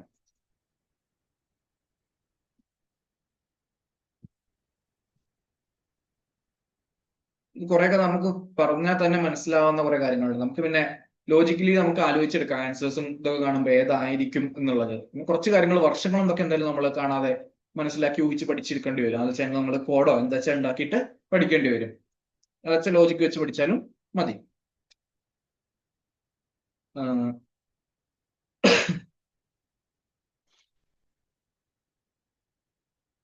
ഓക്കെ, അടുത്തെന്താ, നമ്മൾ നേരത്തെ പറഞ്ഞു ECCE അഥവാ early childhood care and education. അതായത് ഏർലി ചൈൽഡ്ഹുഡ് കെയർ എന്ന് പറഞ്ഞ കുട്ടിക്ക് ഏർലി ചൈൽഡ്ഹുഡിൽ കുട്ടിക്ക് നൽകേണ്ട കെയറും എഡ്യൂക്കേഷനെയും കുറിച്ച് പറയുന്ന ഒരു സ്കീമാണ് എന്ത്, ECCE. അപ്പൊ അതിൽ പറയുന്നത് എന്താന്ന് പറഞ്ഞു കഴിഞ്ഞാൽ, നമ്മൾ മുന്നത്തെ നമ്മളുടെ കഴിഞ്ഞ വീഡിയോയിലൊക്കെ പറഞ്ഞിട്ടുണ്ടായിരുന്നു ECCനെ കുറിച്ചുള്ള ഇമ്പോർട്ടൻസ്. ഇവിടെ നല്ല തുടങ്ങുന്നത് കുറച്ച് മുന്നേ തന്നെ തുടങ്ങിയിട്ടുണ്ടായിരുന്നു, നമ്മളുടെ 86-ലായിട്ടാണ് തുടങ്ങിയിട്ടുണ്ടായിരുന്നുണ്ട്. ഓക്കെ, ഇവിടെ പറയുന്നത് പറഞ്ഞാൽ ഒരു കുട്ടിയുടെ ഒരു ബ്രെയിൻ വളർച്ച, അവന്റെ ഭൗതിക മണ്ഡലത്തിൽ ഉണ്ടാകുന്ന വളർച്ച കൂടുതലായിട്ടും 85%, അവന്റെ തലച്ചോറിന്റെ വളർച്ച 85%വും 6-ാം വയസ്സാവുന്നതിന് മുന്നേ തന്നെയാണ് കംപ്ലീറ്റ് ആവുന്നതെന്നാണ് പറയുന്നത്.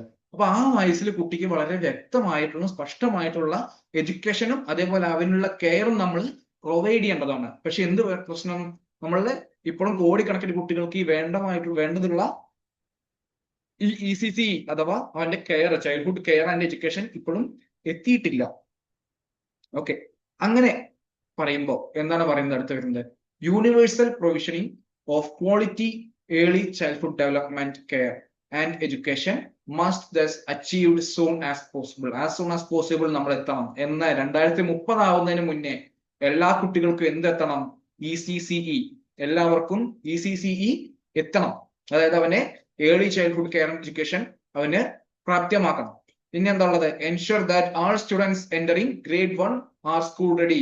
അതായത് 1ാം ക്ലാസ്സിൽ എത്തുന്ന എല്ലാ കുട്ടികളും സ്കൂളിലോട്ട് ചേരാൻ റെഡി, അതായത് അവന് ആ ഒരു നിലയിലോട്ട് പാകപ്പെടുത്തിയിട്ടുണ്ട് എന്ന് ഉറപ്പാക്കണം. 1ാം ക്ലാസ്സിൽ ചേരാനുള്ള ആ ഒരു ലെവലിലോട്ട് ആ കുട്ടി പാകപ്പെടുത്തി രൂപാന്തരപ്പെട്ട് എത്തിയിട്ടുണ്ട് എന്ന് മനസ്സിലാക്കണം. ഈ ECCയിലൂടെ കടന്നുപോയിട്ട് പെട്ടെന്ന് ഒരു ദിവസം അത്രയും ദിവസം പുറത്തെ ചുമ്മാ നടന്നിട്ട് പെട്ടെന്ന് ഒരു കുട്ടി 1ാം ക്ലാസ്സിൽ കൊണ്ട് ചേർക്കുന്ന പരിപാടിയല്ല നമ്മൾ ഉദ്ദേശിക്കുന്നത്. അവന്റെ വളർച്ചയ്ക്ക് അനുസരിച്ച് അവന് എഡ്യൂക്കേഷൻ ചെറുതായി കൊടുത്ത് വരണം. അവന്റെ കെയറും അതേപോലെ കൊടുക്കണം. അപ്പൊ എന്താ ഇതില്, focusing on developing social capacity, കുട്ടിയുടെ ഡെവലപ്പിംഗ് സോഷ്യൽ കപ്പാസിറ്റി, അവന്റെ മോറൽ വാല്യൂസ്, സെൻസിറ്റിവിറ്റി, അവന്റെ ബിഹേവിയേഴ്സ്, ഓക്കെ, ഇതെല്ലാം വളർത്തിയെടുക്കാൻ വേണ്ടിയിട്ടുള്ളത്. അപ്പൊ അതിലൊക്കെ പറയുമ്പോൾ നമ്മൾ എന്താ വരുന്നത്, മെയിൻ ആയിട്ട് 3 ഡൊമൈൻസ് അല്ലേ വരുന്നത്. ഫിസിക്കൽ ഡൊമൈൻ അഥവാ സൈക്കോമോട്ടർ ഡൊമൈൻ നമ്മൾ ബ്ലൂംസിന്റെ ടാക്സോണമിയിൽ പറഞ്ഞിട്ടുണ്ടായിരുന്നു. അതേപോലെ കൊഗ്നിറ്റീവ് ഡൊമൈൻ, അതേപോലെ socio emotional domain, ethical development, cultural and artistic development. ഇതൊക്കെ എന്താണ്, കുട്ടിയെ ആറാമത്തെ വയസ്സാകുമ്പോഴേക്കും കുട്ടിക്ക് ഈ വളരെ വളരെ സ്ലോ ആയിട്ട് നമ്മൾ ഈ അംഗനവാടികളിലൂടെയും ബാലവാടികളിലൂടെയും കടന്നുപോയി കുട്ടി വളരുമ്പോൾ ഇതെന്തായിരിക്കണം, വളർന്നു വലുതാവണം കുട്ടിയുടെ മനസ്സിൽ. കുട്ടിക്ക് നല്ലൊരു സോഷ്യോ ഇമോഷണൽ ഡൊമൈൻ ഉണ്ടായിരിക്കണം, അതേപോലെ എത്തിക്കൽ കൺസെപ്റ്റ്സ് ഉണ്ടായിരിക്കണം, മോറൽ വാല്യൂസ് ആ കുട്ടിയുടെ ഉണ്ടായിരിക്കണം. ഓക്കെ, അപ്പൊ അതിലെന്താ ഉള്ളത്, national curricular and pedagogical framework for early childhood care and education. ഇതിന് ECCനെ നമുക്ക് ഒരു കരിക്കുലം വേണം. ആ കരിക്കുലം ആരുണ്ടാക്കുന്നത്, NCPF ECCE, national curricular pedagogical framework for early childhood care and education. നമുക്ക് കണ്ടാൽ തന്നെ ഏകദേശം മനസ്സിലാക്കാം. ഇവിടെ തന്നെ ECCE കണ്ടു കഴിഞ്ഞാൽ എന്തായി, നമ്മളുടെ early childhood care and education എന്നുള്ളത് മനസ്സിലായി. പിന്നെന്താണ് NCPF, national curricular pedagogical framework. Pedagogical എന്ന് പറഞ്ഞാൽ അധ്യാപന ശാസ്ത്രം എന്നൊക്കെയാണ് കേട്ടോ, പെഡഗോഗി എന്നൊക്കെ പറഞ്ഞു കഴിഞ്ഞാൽ. അതുകൊണ്ട് പേടിക്കേണ്ട, നമ്മൾ കണ്ടാൽ തന്നെ മനസ്സിലാവും. ഈ വാക്കുകളും ഈ ഫുൾ ഫോം മനസ്സിലാക്കി എടുക്കണം. പിന്നെന്താ, ഇതിന്റെ അണ്ടറിൽ 2 സെക്ഷൻ ആയിട്ടാണ് നമ്മൾ ഈ NCPF ECCE മാറ്റിയിട്ടുള്ളത്. എന്താണ്, 3 വയസ്സ് വരെ, ജനിച്ച മുതൽ 3 വയസ്സ് വരെയുള്ള കുട്ടിക്ക് ഒരു സബ് ഫ്രെയിംവർക്കും 3 വയസ്സ് മുതൽ 6 വയസ്സ് വരെയുള്ള ഒരു കുട്ടിക്ക് 8 വയസ്സുള്ള ഒരു കുട്ടിക്ക് ഒരു അടുത്തൊരു സബ് ഫ്രെയിംവർക്ക് ആയിട്ടാണ് ഇതിനെ മാറ്റിയിട്ടുള്ളത്. അപ്പൊ ഇതിന്റെ ഭാഗമായിട്ട് എന്ത് ചെയ്യണം, അംഗനവാടികൾ എന്ത് ചെയ്യണം, ഒന്നുകൂടി high quality infrastructure, play equipments, കുട്ടികൾക്കുള്ള നല്ല ഭക്ഷണം, നല്ല ട്രെയിൻഡ് ആയിട്ടുള്ള ടീച്ചർമാര് എല്ലാം എത്തിക്കണം എന്ന് പറയുകയാണ്. പിന്നെന്താ, age of 5 every child move to preparatory class. 5ാം ക്ലാസ് ആകുമ്പോഴേക്കും 5 വയസ്സാകുമ്പോഴേക്കും എന്ത് ചെയ്യണം, എല്ലാ കുട്ടികളും പ്രിപ്പറേറ്ററി ക്ലാസ്സിലോട്ടോ അല്ലെങ്കിൽ ബാലവാടികളിലോട്ടോ എത്തണം. പിന്നെന്താ, പ്ലേ ബേസ്ഡ് ലേണിംഗ് ആയിരിക്കും ഇവിടെ ഉണ്ടാവുന്നത്. പിന്നെ അതേപോലെ മിഡ് ഡേ മീൽ, ഉച്ചക്കഞ്ഞി ഭക്ഷണം, അതെല്ലാം ഉച്ചക്കഞ്ഞി പ്രോഗ്രാം എന്ത് ചെയ്യണം, നമ്മള് ഈ പ്രിപ്പറേറ്ററി ക്ലാസ്സുകളിലോട് കൂടി നമ്മൾ എന്ത് ചെയ്യണം, എക്സ്റ്റെൻഡ് ചെയ്യണം എന്ന് പറയുകയാണ്. ഓക്കെ, അപ്പൊ അത് ഇമ്പോർട്ടന്റ് ആണ്. ഏത്, നമ്മൾ പ്ലേ ബേസ്ഡ് ലേണിംഗ് ആണ് ഉണ്ടാവുന്നത്. മിഡ് ഡേ മീൽ എന്ത് ചെയ്യണം, അവിടെ എത്തിക്കണം. 5ാമത്തെ വയസ്സാകുമ്പോഴേക്കും 5ാമത്തെ വയസ്സിൽ എവിടേക്ക് എത്തണം കുട്ടി, പ്രിപ്പറേറ്ററി ക്ലാസ്സിലോട്ട് അല്ലെങ്കിൽ ബാലവാടികയിലോട്ട് എത്തണം എന്നുള്ളത്. ഇനി ഇപ്പൊ നമ്മൾ എന്ത് പറഞ്ഞു, ടീച്ചർമാർ നല്ല ക്വാളിറ്റി ടീച്ചർമാർ ഉണ്ടായിരിക്കണം എന്നാണ് പറഞ്ഞത്. അപ്പൊ ഈ ടീച്ചർമാരെ ക്വാളിഫിക്കേഷൻ വെച്ചിട്ട് കുറച്ചും കൂടി ക്വാളിറ്റി ആക്കാൻ വേണ്ടിയിട്ട്, അവരൊന്നും കൂടി നല്ല വിദ്യാഭ്യാസം അവർക്ക് കൊടുക്കാൻ വേണ്ടിയിട്ട് നമ്മൾ എന്ത് ചെയ്യണം, NCPI അല്ല NPEയുടെ ഭാഗമായിട്ട് ഒരു 6 മാസത്തെ 6 month certificate program in ECCE. Okay, 6 മാസത്തെ പ്രോഗ്രാം നമ്മൾ എന്ത് ചെയ്യും, അവർക്ക് പ്രൊവൈഡ് ചെയ്യും. ഈ അംഗനവാടി ടീച്ചേഴ്സിന് 10+2 ക്വാളിഫിക്കേഷൻ ഉള്ള ടീച്ചേഴ്സിന് എന്ത് ചെയ്യും, ഒരു 6 മാസത്തെ സർട്ടിഫിക്കറ്റ് പ്രോഗ്രാം ചെയ്യും. ഇത് ഇവർക്ക് വേണമെന്ന് വെച്ചാൽ എന്ത് ചെയ്യാം, നമ്മളുടെ ഓൺലൈൻ ആയിട്ട് മൊബൈലിൽ ഇരുന്നിട്ടോ അല്ലെങ്കിൽ TVയിൽ ഇരുന്നിട്ട് DTH ചാനൽ വഴിയോ അവർക്ക് ഇത് കണ്ടിട്ട് എന്ത് ചെയ്യാം, ഈ ക്വാളിഫിക്കേഷൻസ് അക്വയർ ചെയ്യാൻ പറ്റും. ഓക്കെ, അപ്പൊ അവരുടെ നിലവിലുള്ള വർക്കിന് ബുദ്ധിമുട്ടാത്ത രീതിയിൽ നമുക്ക് എന്ത് ചെയ്യാൻ പറ്റും, അത് നേടിയെടുക്കാൻ പറ്റും. പിന്നെന്താ, ECCE will also be introduced in ashramshalas. ashramshala എന്ന് പറഞ്ഞു കഴിഞ്ഞാൽ ഈ ട്രൈബൽ ഡൊമിനേറ്റഡ് ഏരിയസിൽ അവർക്ക് ഒരു കോൺവെന്റ് പോലെ ഉണ്ടായിരുന്ന ഒരു സംഭവമാണ് എന്താ, ആശ്രമശാലകൾ. പിന്നെ ഈ റെസ്പോൺസിബിലിറ്റി ഫോർ ECCE അത് ആരുടെ അണ്ടറിലായിരിക്കും ഉണ്ടാവുന്നത്, ഈ ECCയുടെ കരിക്കുലം അവരെന്ത് പഠിക്കണം അല്ലെങ്കിൽ എങ്ങനെ പഠിപ്പിക്കണം എന്നുള്ള കാര്യങ്ങളൊക്കെ കരിക്കുലം പെഡഗോഗി ആരാണ് തീരുമാനിക്കുക? നമ്മളുടെ MHRD, ministry of human resource development. Okay, ഈ MHRDയുടെ പേര് നമ്മളുടെ NEP 2020 വന്നപ്പോ എന്തായിട്ട് മാറിയിട്ടുണ്ട്? MOE, മിനിസ്ട്രി ഓഫ് എഡ്യൂക്കേഷൻ എന്നായിട്ട് മാറിയിട്ടുണ്ട്. ഓക്കെ, ഇമ്പോർട്ടന്റ് ആണ് കേട്ടോ. MHRD എന്തായിട്ട് മാറി? MOE ആയിട്ട് മാറി, മിനിസ്ട്രി ഓഫ് എഡ്യൂക്കേഷൻ ആയിട്ട് മാറി. ഇനി ഇംപ്ലിമെന്റേഷൻ ബൈ, ഇത് പക്ഷേ റെസ്പോൺസിബിലിറ്റി, അതായത് ഇതിന്റെ എല്ലാത്തിന്റെ ഒരു തലതൊട്ടപ്പൻ എന്ന് വേണമെങ്കിൽ നമുക്ക് പറയാം, അതാരാണ്? MHRD. പക്ഷേ ഇത് ഇംപ്ലിമെന്റ് ചെയ്യാൻ വേണ്ടിയിട്ട് ആരൊക്കെ കൂടിയിട്ടാണ് ചെയ്യുന്നത്? MHRD ഉണ്ട്, WCD അഥവാ വുമൺ ചൈൽഡ് ഡെവലപ്മെന്റ് ഉണ്ട്, അതേപോലെ health and family welfare HFW ഉണ്ട്, അതുപോലെ ട്രൈബൽ അഫയേഴ്സ് ഉണ്ട്. ഈ 4 പേര് കൂടിച്ചേർന്നിട്ടാണ് എന്ത് ചെയ്യേണ്ടത്? ECCE ഇന്ത്യയിൽ മൊത്തം ഒട്ടാകെ നമ്മൾ നടപ്പിലാക്കേണ്ടത്. ഈ ടീച്ചേഴ്സ്മാരുടെ ട്രെയിനിങ്ങും എല്ലാ കാര്യങ്ങളും നടപ്പിലാക്കേണ്ടത് ആരാണ്? ഇത്രയും 4 ഡിപ്പാർട്ട്മെന്റ് ആണ്. അത് ഏതാന്ന് പഠിച്ചു വെക്കണം. അതിലില്ലാത്തത് ഏത് നമുക്ക് ചിലപ്പോൾ ചോദിക്കാം. MHRD ഉണ്ട്, അഥവാ MOE എന്ന് പറയാം. MHRDക്ക് പകരം ഇനി MOE എന്ന് വന്നു കഴിഞ്ഞാലും അതും കറക്റ്റ് ആണ്. MHRD, WCD, HFW, പിന്നെന്താണ്? Tribal affairs. ഓക്കെ, ഇനി എന്താ വരുന്നത്? Highest priority of the education system will be achieve universal foundation. ഇത് വളരെ വളരെ ഇമ്പോർട്ടന്റ് ആണ്. അതായത് നമ്മുടെ എന്താണ് ഏറ്റവും വലിയ എയിം ഇവരുടെ 2020 NEP 2020 എയിം എന്ന് പറഞ്ഞു കഴിഞ്ഞാൽ എന്താ? Universal foundational literacy. നമ്മൾ പറഞ്ഞു ഫൗണ്ടേഷണൽ ലിറ്ററസി ബേസിക് ആയിട്ട് എഴുതാനും വായിക്കാനും പറയുന്നത് ഇൻ പ്രൈമറി സ്കൂൾ ബൈ 2025 ആകുമ്പോഴേക്കും എല്ലാ കുട്ടികൾക്കും എന്ത് ചെയ്യണം? എഴുതാനും വായിക്കാനും അറിയണം. നമ്മുടെ ക്ലാസ്സിലും നമ്മുടെ സ്കൂളുകളിലും എത്ര കുട്ടികൾക്ക് എഴുതാനും വായിക്കാനും അറിയണം?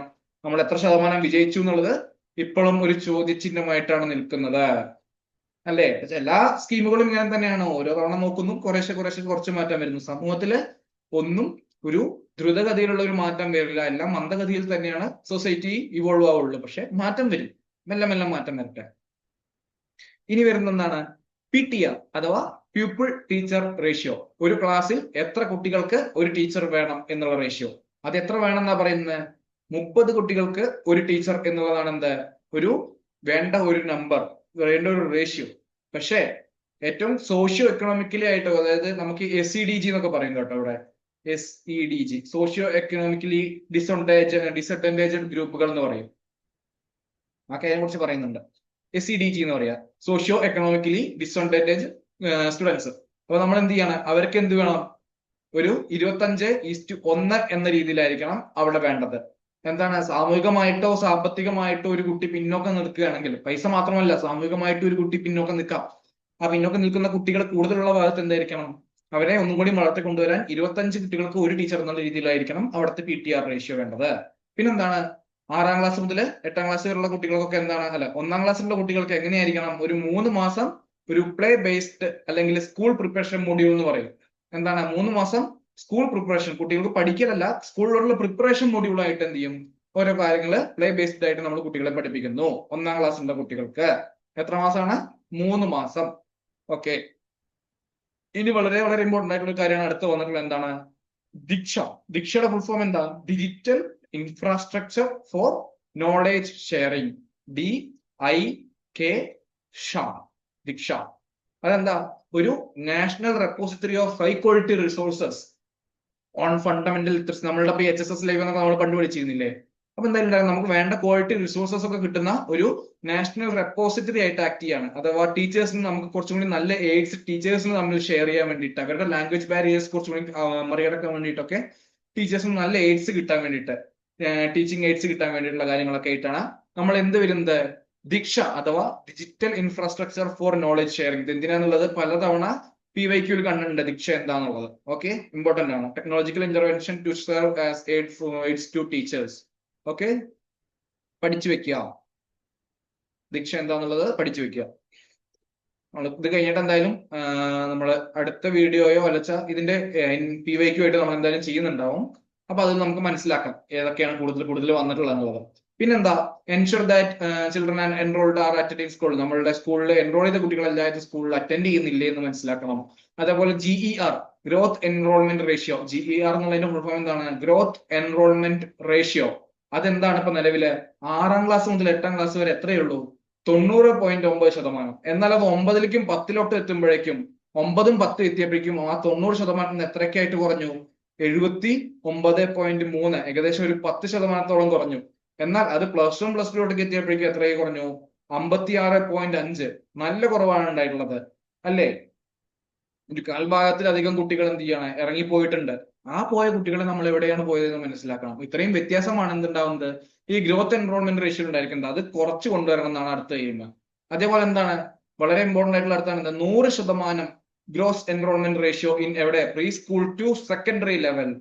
പ്രീ സ്കൂൾ മുതൽ എവിടെ വരെ, സെക്കൻഡറി ലെവൽ വരെ. എത്രാമത്തെ വർഷം ആകുമ്പോഴേക്കും, 2030 ആകുമ്പോഴേക്കും, വളരെ ഇമ്പോർട്ടന്റ് കേട്ടോ, 2030 ആകുമ്പോഴേക്കും നമ്മൾ എന്ത് ചെയ്യണം, അച്ചീവ് ചെയ്യണം 100% ഗ്രോസ് എൻറോൾമെന്റ് റേഷ്യോ. എല്ലാ കുട്ടികളും സ്കൂളിൽ വരണം, എല്ലാ കുട്ടികളും പഠിക്കണം എന്നുള്ള കാര്യം.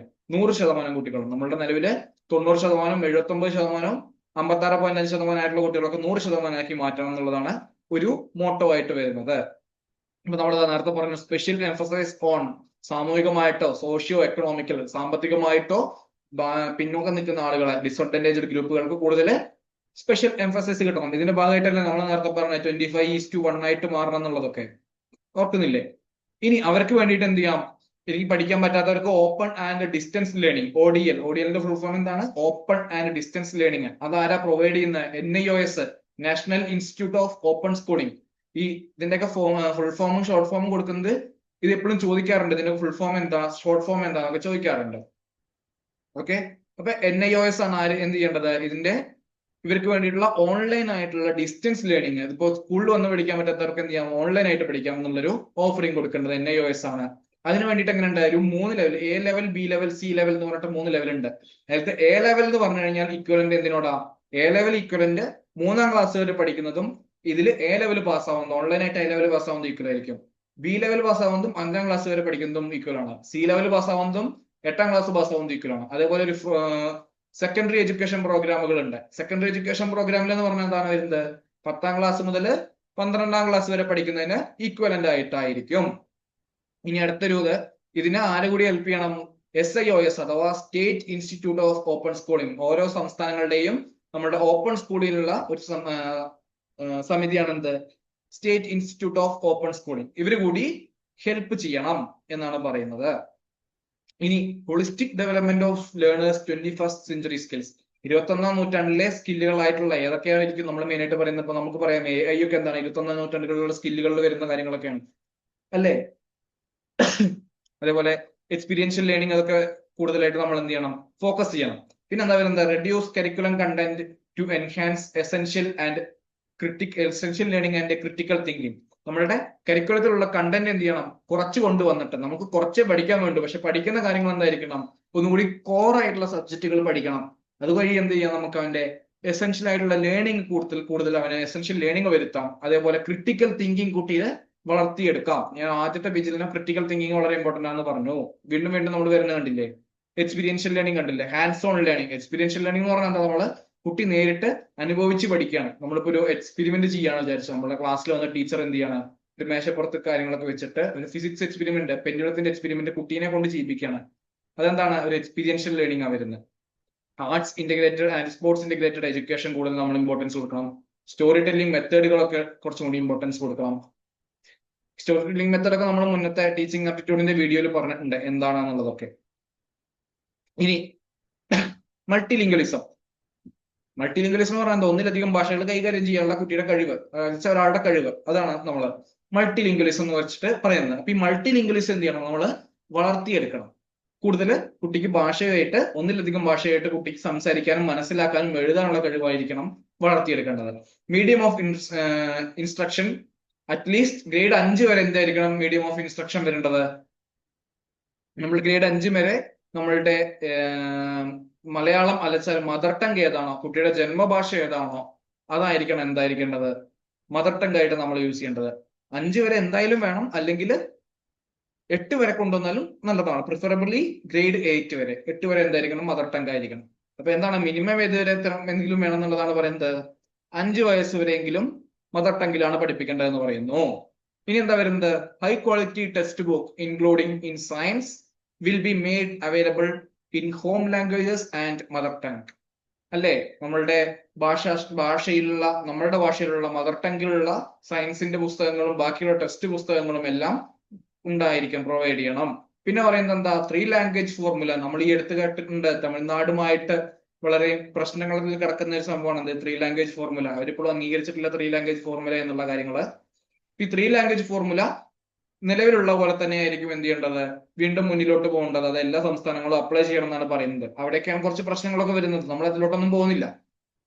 Okay, will continue to be implemented while keeping in mind constitutional provisions, aspirations, the people, regions, and the union, and the need to promote multilingualism as well as promote national unity. National യൂണിറ്റിക്ക് വേണ്ടിയിട്ടാണ് ഇതൊക്കെ ചെയ്യുന്നതെന്നാണ് പറയുന്നത്. എല്ലാവർക്കും ഒരേ ഭാഷ എന്നുള്ള രീതിയിലോട്ട് മാറുന്നതായിരിക്കാം, അറിയില്ല. ഇനി അതേപോലെ ഒരു പരീക്ഷയ്ക്ക് മുന്നേ കണ്ടുള്ള ഒരു ക്വസ്റ്റൻ ആണ് എന്ത്, A fund project or activity based on എന്താണ്, ദ ലാംഗ്വേജസ് ഓഫ് ഇന്ത്യ എന്നുള്ളൊരു പ്രൊജക്ട്. ഇന്ത്യയിലെ ഏതൊക്കെ ഭാഷകളാണുള്ളത് എന്നുള്ളത് കുട്ടിയുടെ ഏത് ക്ലാസ്സിലാണ്, 6ാം ക്ലാസ് മുതൽ 8ാം ക്ലാസ് വരെ കുട്ടിക്ക് എന്ത് മനസ്സിലാക്കാനുള്ള ഒരു പ്രൊജക്ട് കൊടുക്കുകയാണ്. ഇന്ത്യയിലുള്ള ഭാഷകളെ കുറിച്ചും ഇന്ത്യയുടെ സംസ്കാരത്തെ കുറിച്ചും ഓരോ ഭാഷകൾ, അതായത് ഇപ്പോ നമ്മളുടെ ട്രൈബൽ ഭാഷകൾ ഉണ്ടാവും, ഇന്ത്യയിൽ തന്നെ 100-ലധികം ഭാഷകളുണ്ട്. ആ ഭാഷകളെ കുറിച്ച് കുട്ടിക്ക് മനസ്സിലാക്കാനുള്ള ഒരു പ്രൊജക്ട് നമ്മൾ എന്താണ് നടത്തണം എന്നാണ് പറയുന്നത്. അത് ഏതിന്റെ അണ്ടറിലാണ് വരുന്നത്, ഏക് ഭാരത് ശ്രേഷ്ഠ് ഭാരത് എന്ന കാര്യത്തിന്റെ അണ്ടറിലാണ്.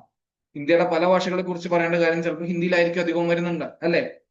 കൂടുതലായിട്ട് ഹിന്ദി ഉള്ളത് കാരണം ഏക് ഭാരത് ശ്രേഷ്ഠ് ഭാരത് എന്നുള്ള ഇനീഷ്യേറ്റീവിന്റെ അണ്ടറിലായിരിക്കും ഇത് വരുന്നത്. ഈ ഏക് ഭാരത് ശ്രേഷ്ഠ് ഭാരത് എന്താണെന്ന് ചോദിച്ചു കഴിഞ്ഞാൽ, അല്ലെങ്കിൽ the languages of India program എത്രാം ക്ലാസ്സിലാണ് നടത്തേണ്ടതെന്ന് ചോദിച്ചു കഴിഞ്ഞാൽ എന്ത് പറയണം, 6 to 8 ക്ലാസ്സിലാണ് നടത്തേണ്ടത്. അത് നമ്മളുടെ ഇന്ത്യയിലെ ഭാഷകള് മനസ്സിലാക്കാൻ വേണ്ടിയിട്ടുള്ള ഒരു ഫൺ പ്രൊജക്ട് ആക്ടിവിറ്റി ആണ്, ചെറിയ പ്രൊജക്ട് ആക്ടിവിറ്റി ആയിട്ടാണ് അത് നടക്കുന്നത്. ഇനി നമ്മളുടെ സാൻസ്ക്രിറ്റിനെ കുറച്ചും കൂടി മുന്നോട്ട് കൊണ്ടുവരാൻ വേണ്ടിയിട്ട് സാൻസ്ക്രിറ്റിലെ ടെക്സ്റ്റ് ബുക്കുകൾ എന്തായിട്ട് മാറ്റും, നമുക്ക് കുറച്ചും കൂടി സിമ്പിൾ സ്റ്റാൻഡേർഡ് സാൻസ്ക്രിറ്റ്. SSSന്റെ ഫുൾ ഫോം എന്താണെന്നൊക്കെ ചോദിച്ചിട്ടുണ്ട്. SSSന്റെ ഫുൾ ഫോം എന്താണത്, സിമ്പിൾ സ്റ്റാൻഡേർഡ് സാൻസ്ക്രിറ്റ്. ഏതാ, ഫൗണ്ടേഷനിലും മിഡിൽ സ്കൂൾ ലെവലിലും എന്തായിരിക്കും, കുറച്ചും കൂടി സിമ്പിൾ സ്റ്റാൻഡേർഡ് സാൻസ്ക്രിറ്റ് ആയിരിക്കും യൂസ് ചെയ്യുന്നത്. ഇതൊന്നും കൂടി കൂടുതൽ ആളുകളിലോട്ട് എത്തിക്കാൻ വേണ്ടി നമ്മളൊരു സ്കീമാണ് എന്ത്, STS അഥവാ സാൻസ്ക്രിറ്റ് ത്രൂ സാൻസ്ക്രിറ്റ്. അതെന്താ, നമ്മളുടെ സാൻസ്ക്രിറ്റ് പഠനം, സംസ്കൃത പഠനം എന്ത് ചെയ്യാണ്, make it study truly enjoyable ആക്കാൻ വേണ്ടിയിട്ട്. പിന്നെ അടുത്ത് വരുന്ന ഒരു ഇമ്പോർട്ടന്റ് ആയിട്ടുള്ള കാര്യമാണ് എന്ത്, ISL, ഇന്ത്യൻ സൂപ്പർ ലീഗ് അല്ല, Indian sign languages. Sign languages നമുക്ക് കേൾക്കാൻ പറ്റാത്ത ആളുകൾ നമ്മൾ എന്ത് ചെയ്യും, ഓരോ കൈ കൊണ്ടും കാര്യങ്ങൾ കൊണ്ടൊക്കെ ചെയ്യുന്നില്ലേ, ഓരോ സൈനുകൾ വെച്ചിട്ട് ഒരു ലാംഗ്വേജ് ചെയ്യാറില്ല നമ്മളുടെ ആളുകളൊക്കെ. ഓക്കെ, അപ്പോ അവർക്ക് വേണ്ടിയിട്ട് എന്ത് ചെയ്യണം, ഒരു സ്റ്റാൻഡർഡൈസ് ആയിട്ട് അക്രോസ് ഇന്ത്യയിൽ മൊത്തം എന്ത് ചെയ്യണം, ഒറ്റ ലാംഗ്വേജ്, ആ ഒരു സൈൻ ലാംഗ്വേജ് ആര് ഡെവലപ്പ് ചെയ്യണം, NIOS ഡെവലപ്പ് ചെയ്യുന്നതിന്റെ ഒരൊറ്റ ലാംഗ്വേജ് ആണ് എന്ത് വേണ്ടത്, നമ്മളുടെ ISLന്റെ ലാംഗ്വേജ് ആയിട്ട് മാറുന്നത്, ഇന്ത്യൻ സൈൻ ലാംഗ്വേജ് എന്ന് പറയുന്നത്. ഓക്കെ, അതേപോലെ AIA, അതേപോലെ design thinking, holistic health, organic living, എൻവയോൺമെന്റൽ, ഇത്തരം കാര്യങ്ങളൊക്കെ എന്ത് ചെയ്യും, നമ്മൾ കുറച്ചും കൂടി ഫോസ്റ്റർ ചെയ്യുന്നുണ്ടാവും. അത് പറഞ്ഞു പോകുന്നുണ്ടെന്നുള്ളൂ. നമുക്ക് ഏതായാലും അതൊക്കെ കണ്ടു കഴിഞ്ഞാൽ തന്നെ നമുക്ക് എന്ത് ചെയ്യാം, മനസ്സിലാക്കാം. അതൊന്നും മനസ്സിരുത്തി പഠിക്കേണ്ട ആവശ്യങ്ങളൊന്നുമില്ല. പക്ഷെ ഈ കാര്യങ്ങളൊക്കെ NIOSന്റെ ഭാഗമായിട്ടാണ് ഡെവലപ്പ് ചെയ്തിട്ടുള്ള ISL എന്നുള്ളതൊക്കെ നമ്മളും പഠിക്കണം. അതേപോലെ SSSന്റെ ഫുൾ ഫോം, STSന്റെ ഫുൾ ഫോം എന്താണെന്നൊക്കെ മനസ്സിലാക്കണം. ഇനി ഗ്രേഡ് 6 to 8, 6 വയസ്സ് മുതൽ 8 വയസ്സ് വരെ, 6ാം ക്ലാസ് മുതൽ 8ാം ക്ലാസ് വരെ ഹാൻഡ്സ് ഓൺ എക്സ്പീരിയൻസ് എന്ത് ചെയ്യും, കുട്ടികൾക്ക് തുടങ്ങും. എന്ന് വെച്ചാൽ നമ്മുടെ വർക്ക് എക്സ്പീരിയൻസ് പോലുള്ള വൊക്കേഷണൽ ക്രാഫ്റ്റുകൾ, അതേപോലെ കാർപ്പൻട്രി, ഇലക്ട്രിക്കൽ വർക്കുകൾ, മെറ്റൽ വർക്കുകൾ, ഗാർഡനിങ്, പോട്ടറി, അങ്ങനത്തെ കുറെ കാര്യങ്ങൾ വൊക്കേഷണൽ ആയിട്ട് നമ്മൾ കുട്ടിക്ക് പഠിക്കാൻ പറ്റുന്ന കാര്യങ്ങളൊക്കെ തൊഴിലധിഷ്ഠിത വിദ്യാഭ്യാസത്തിന്റെ അടിസ്ഥാനപരമായിട്ട് നമ്മൾ എന്ത് ചെയ്യണം, 6ാം ക്ലാസ് മുതൽ കുട്ടിക്ക് അത്തരം കാര്യങ്ങള് കുട്ടികളുടെ ഓരോ സ്കിൽ ഡെവലപ്മെന്റുകൾ ചെയ്യാൻ വേണ്ടിയിട്ട് തുടങ്ങുകയാണ്. അപ്പോ അതിന്റെയൊക്കെ ഭാഗമായിട്ട് എന്ത് ചെയ്യാണ്, എല്ലാ വർഷവും ഒരു 10 ദിവസം എന്തുണ്ടാവും, ബാഗ്ലെസ് പീരീഡ് ഉണ്ടാവും. എന്നുവെച്ചാൽ ബാഗ് കൊണ്ടുവരണ്ട, പുസ്തകങ്ങള് സ്കൂളിലോട്ട് കൊണ്ടുവരണ്ട, പകരം എന്തായിരിക്കും ചെയ്യുന്നത്, അന്ന് അവിടെ കുട്ടി ഇന്ത്യൻ വിത്ത് ലോക്കൽ വൊക്കേഷണൽ എക്സ്പേർട്ട്, നമ്മളുടെ നാട്ടിലുള്ള ചെറിയ കടക്കാരാണ് വെച്ചാൽ ആ കൃഷിപ്പണി നടത്തുന്നവരാണോ, അല്ലെങ്കിൽ ആർട്ടിസ്റ്റുകളുടെ അടുത്ത് പോയിട്ട്, അല്ലെങ്കിൽ കാർപ്പന്റേഴ്സിന്റെ അടുത്ത് പോയിട്ട്, പോർട്ടേഴ്സിന്റെ അടുത്ത് പോയിട്ട് എന്ത് ചെയ്യും, നമ്മൾ എന്ത് ചെയ്യും, വർക്ക് ചെയ്യും. കുട്ടി വർക്ക് ചെയ്തിട്ട് ആ ഒരു വൊക്കേഷണൽ സ്കില്ല് കുട്ടിക്ക് വളർത്തിയെടുക്കാൻ വേണ്ടിയിട്ട് ഒരു 10 ദിവസത്തെ ബാഗ് ലെസ് പീരീഡ് ഉണ്ടായിരിക്കും. അത് ഏതാ ക്ലാസ്, 6 to 8ാം ക്ലാസ് വരെ. ഓക്കെ, 6 to 8ാം ക്ലാസ് വരെ എന്തായിരിക്കും ഉണ്ടായിരിക്കുന്നത്, ബാഗ് ലെസ് പീരീഡ് ഉണ്ടായിരിക്കും. എന്നാൽ നമ്മൾ നേരത്തെ പറഞ്ഞു 1ാം ക്ലാസ്സിൽ എന്തായിരിക്കും ഉണ്ടായിരിക്കുന്നത്, ഒരു 3 month play based learning, 3 month നമ്മൾ സ്കൂളിൽ വന്ന സമയത്ത് കുട്ടിക്ക് പഠിക്കാൻ വേണ്ടിയിട്ടുള്ള ഒരു കാര്യങ്ങൾ ഉണ്ടാക്കിയിട്ടുണ്ട് 1ാം ക്ലാസ്സിൽ, അല്ലേ? ഇനി എന്താ, knowledge of India will include the knowledge from ancient India. Knowledge of India, അതിലെന്താ, നോളജ് ഓഫ് ഇന്ത്യ എന്ന് പറയുന്ന സ്കീമില് നമ്മളുടെ ആൻഷ്യന്റ് ഇന്ത്യൻ നോളജുകൾ, നമ്മളുടെ പണ്ടത്തെ ബാക്ക് ടു വേദാസ് എന്ന് പറയുന്ന പോലെ ബാക്ക് ടു പഞ്ചതന്ത്ര, ജാതക, ഹിതോപദേശ കഥകൾ, ഇങ്ങനത്തെ കഥകളിലൊക്കെ ഉള്ള കാര്യങ്ങളൊക്കെ കുട്ടിക്ക് പഠിക്കാനുള്ള അവസരം ഒരുക്കും. അവിടെയൊക്കെ ചെറിയ ചെറിയ പ്രശ്നങ്ങളൊക്കെ കിടക്കുന്നുണ്ട്, നമ്മൾ ചർച്ച ചെയ്യുന്നില്ല, അതിനുള്ളൊരു വേദിയല്ലല്ലോ ഇത്. അടുത്ത എന്താ വരുന്നത്? NCF-SE, national curriculum framework four school education. NCF-SE, national LCF കണ്ടാൽ നമുക്കറിയാലോ നാഷണൽ കരിക്കുലം ഫ്രെയിംവർക്ക് ആണെന്നുള്ളത്. SE കണ്ടാൽ എന്താ നമ്മൾ കളിക്കണം? School education. National curriculum framework four school education, A new and comprehensive national curricular framework four school education. ഒരു പുതിയ നമ്മളുടെ നാഷണൽ കരിക്കുലം ഫ്രെയിംവർക്ക് ഉണ്ടാക്കാനുള്ള ഒരു സ്കൂൾ എഡ്യൂക്കേഷനുള്ള ഒരു പുതിയ കരിക്കുലം ഫ്രെയിംവർക്ക് ഉണ്ടാക്കാനുള്ള ഒരു സമിതിയാണ് NCF-SE. അത് എന്നുണ്ടായിട്ടുള്ളത് 2020-2021 കാലഘട്ടത്തിലാണ് ഉണ്ടായിട്ടുള്ളത്. ഇത് ആരുടെ അണ്ടറിലാണ് വരുന്നത്? എപ്പോഴും NCERT അണ്ടറിലായിരിക്കും. അതേപോലെ ഇവരെന്താ പറഞ്ഞിട്ടുള്ളത്? NCF വരുന്നതൊക്കെ എന്താണ് 5 വർഷം അല്ലെങ്കിൽ 10 വർഷത്തിനുള്ളിൽ നമ്മൾ എന്ത് ചെയ്യണം? റീവിസിറ്റ് ചെയ്യണം, അല്ലച്ചാ ഒന്നുകൂടി നമുക്ക് മാറ്റണം, ചെറിയ ചെറിയ മാറ്റങ്ങൾ വരാനുള്ളതൊക്കെ കാലഘട്ടത്തിനനുസരിച്ച് മാറ്റണം എന്നും കൂടി പറയുന്നുണ്ട്. ഇനി എന്താ ഉള്ളത്? All textbook shall aim to contain essential core materials. എല്ലാ ടെക്സ്റ്റ് ബുക്കുകളും വേണ്ട കോർ ആയിട്ടുള്ള കാര്യങ്ങളായിരിക്കും പഠിക്കേണ്ടത്. ചുമ്മാ വാ തോന്നിയത് എഴുതി വെക്കേണ്ട ആവശ്യമില്ല. പിന്നെന്താ? States will be prepare their own curriculum. നമുക്ക് എന്ത് ചെയ്യാം? ഓരോ SCERTകളും നമുക്ക് എന്ത് ചെയ്യാം? അവരുടെ കരിക്കുലം പ്രിപ്പയർ ചെയ്യാം. പക്ഷേ കിടക്കുന്നുണ്ട്. പക്ഷേ എന്തായിരിക്കും? നമ്മുടെ നിലവിലുള്ള പോലെ NCF-SEയുടെ അണ്ടറിലായിരിക്കണം. അതേപോലെ NCERT പ്രൊവൈഡ് ചെയ്യുന്ന ഒരു കരട് ഉണ്ടാവും. അതിന്റെ കരട് മീൻസ് ആ കരട് രേഖ, അതിൽ എന്തൊക്കെ വേണം എന്നുള്ള ഒരു പറയുന്നത്, അതിനുമായിട്ട് ബേസ് ചെയ്തിട്ട് വേണം നമുക്ക് എന്ത് ചെയ്യേണ്ടത്? നമ്മളുടെ കരിക്കുലം നമ്മൾ എന്ത് ചെയ്യേണ്ടത്? ഓരോ സംസ്ഥാനങ്ങളും ഫോം ചെയ്യേണ്ടത്. അതേപോലെ assessment in the culture of our schooling system will shift to summative. അതായത് സമ്മേറ്റീവ് നമുക്കറിയാലോ, നമ്മുടെ കൊല്ലപരീക്ഷ സമ്മായിട്ട് ഒറ്റവട്ടം നടത്തുന്നതാണ് എന്ത്? സമ്മേറ്റീവ്. നമ്മുടെ കൊല്ലപരീക്ഷ അല്ലെ ലാസ്റ്റ് ഒരു സെഷന്റെ ഏറ്റവും ലാസ്റ്റ് എൻഡിൽ നടത്തുന്നതാണ് എന്ത്? സമ്മേറ്റീവ് ആയിട്ടുള്ള എക്സാമുകൾ. അതിന് മാറ്റിയിട്ട് എന്തോട്ട് പോകണം? അതിൽ റോട്ട് മെമ്മറൈസേഷൻ, അതായത് ചുമ്മാ കാണാതെ പഠിക്കുന്ന കാര്യങ്ങളിൽ നിന്ന് നമ്മൾ മാറ്റിയിട്ട് എങ്ങോട്ട് പോകണം? റെഗുലർ എന്ന് പറഞ്ഞു കഴിഞ്ഞാൽ ഫോർമേറ്റീവ് ആയിട്ടുള്ള, നമുക്ക് കുറച്ചുകൂടി ക്രിട്ടിക്കൽ തിങ്കിങ് ഇവോൾവ് ചെയ്തെടുക്കാൻ പറ്റുന്ന, കുട്ടിയുടെ ക്രിട്ടിക്കൽ തിങ്കിങ് വളർത്തിയെടുക്കാൻ പറ്റുന്ന, പ്രോബ്ലം സോൾവിങ് സ്കില്ലുകൾ കുട്ടിക്ക് വളർത്തിയെടുക്കാൻ പറ്റുന്ന ഒരു രീതിയിലോട്ട് നമ്മളുടെ അസസ്മെന്റ് മാറണം. ഓക്കെ, അപ്പൊ വാക്കുകൾ ആലോചിച്ച് വെക്കേണ്ടത് സമ്മേറ്റീവിൽ നിന്ന് ഫോർമേറ്റീവിലോട്ട്, അതേപോലെ മെമ്മറൈസേഷൻ റോട്ട് മെമ്മറൈസേഷനിൽ നിന്ന് കുറച്ചും കൂടി ക്രിട്ടിക്കൽ തിങ്കിങ്ങിലോട്ട്, ഈ കാര്യങ്ങൾ ആലോചിച്ച് വെക്കുക. ഇനി എന്താ? The progress card will be A holistic 360 degree. ഒരു 360 ഡിഗ്രി ഹോളിസ്റ്റിക് പ്രോഗ്രസ് കാർഡ് ഉണ്ടായിരിക്കും. നമ്മുടെ നിലവിലത്തെ പ്രോഗ്രസ് കാർഡിൽ എന്തേ ഉള്ളൂ?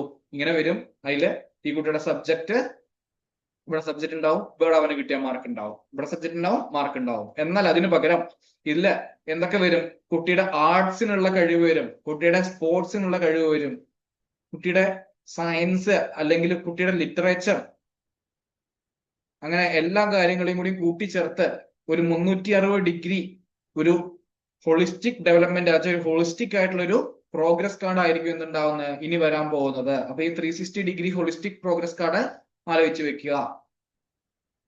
ഇനി എന്താ? Board exams for grade 10 and 12. 10ഉം 12ഉള്ള നമ്മളുടെ നിലവിലുള്ള നമ്മുടെ ബോർഡ് എക്സാം ഉണ്ടല്ലോ, നമ്മളുടെ SSLCയും നമ്മളുടെ DHSCD എക്സാംസുകൾ, അത് അതേപോലെ തന്നെ നടത്തും.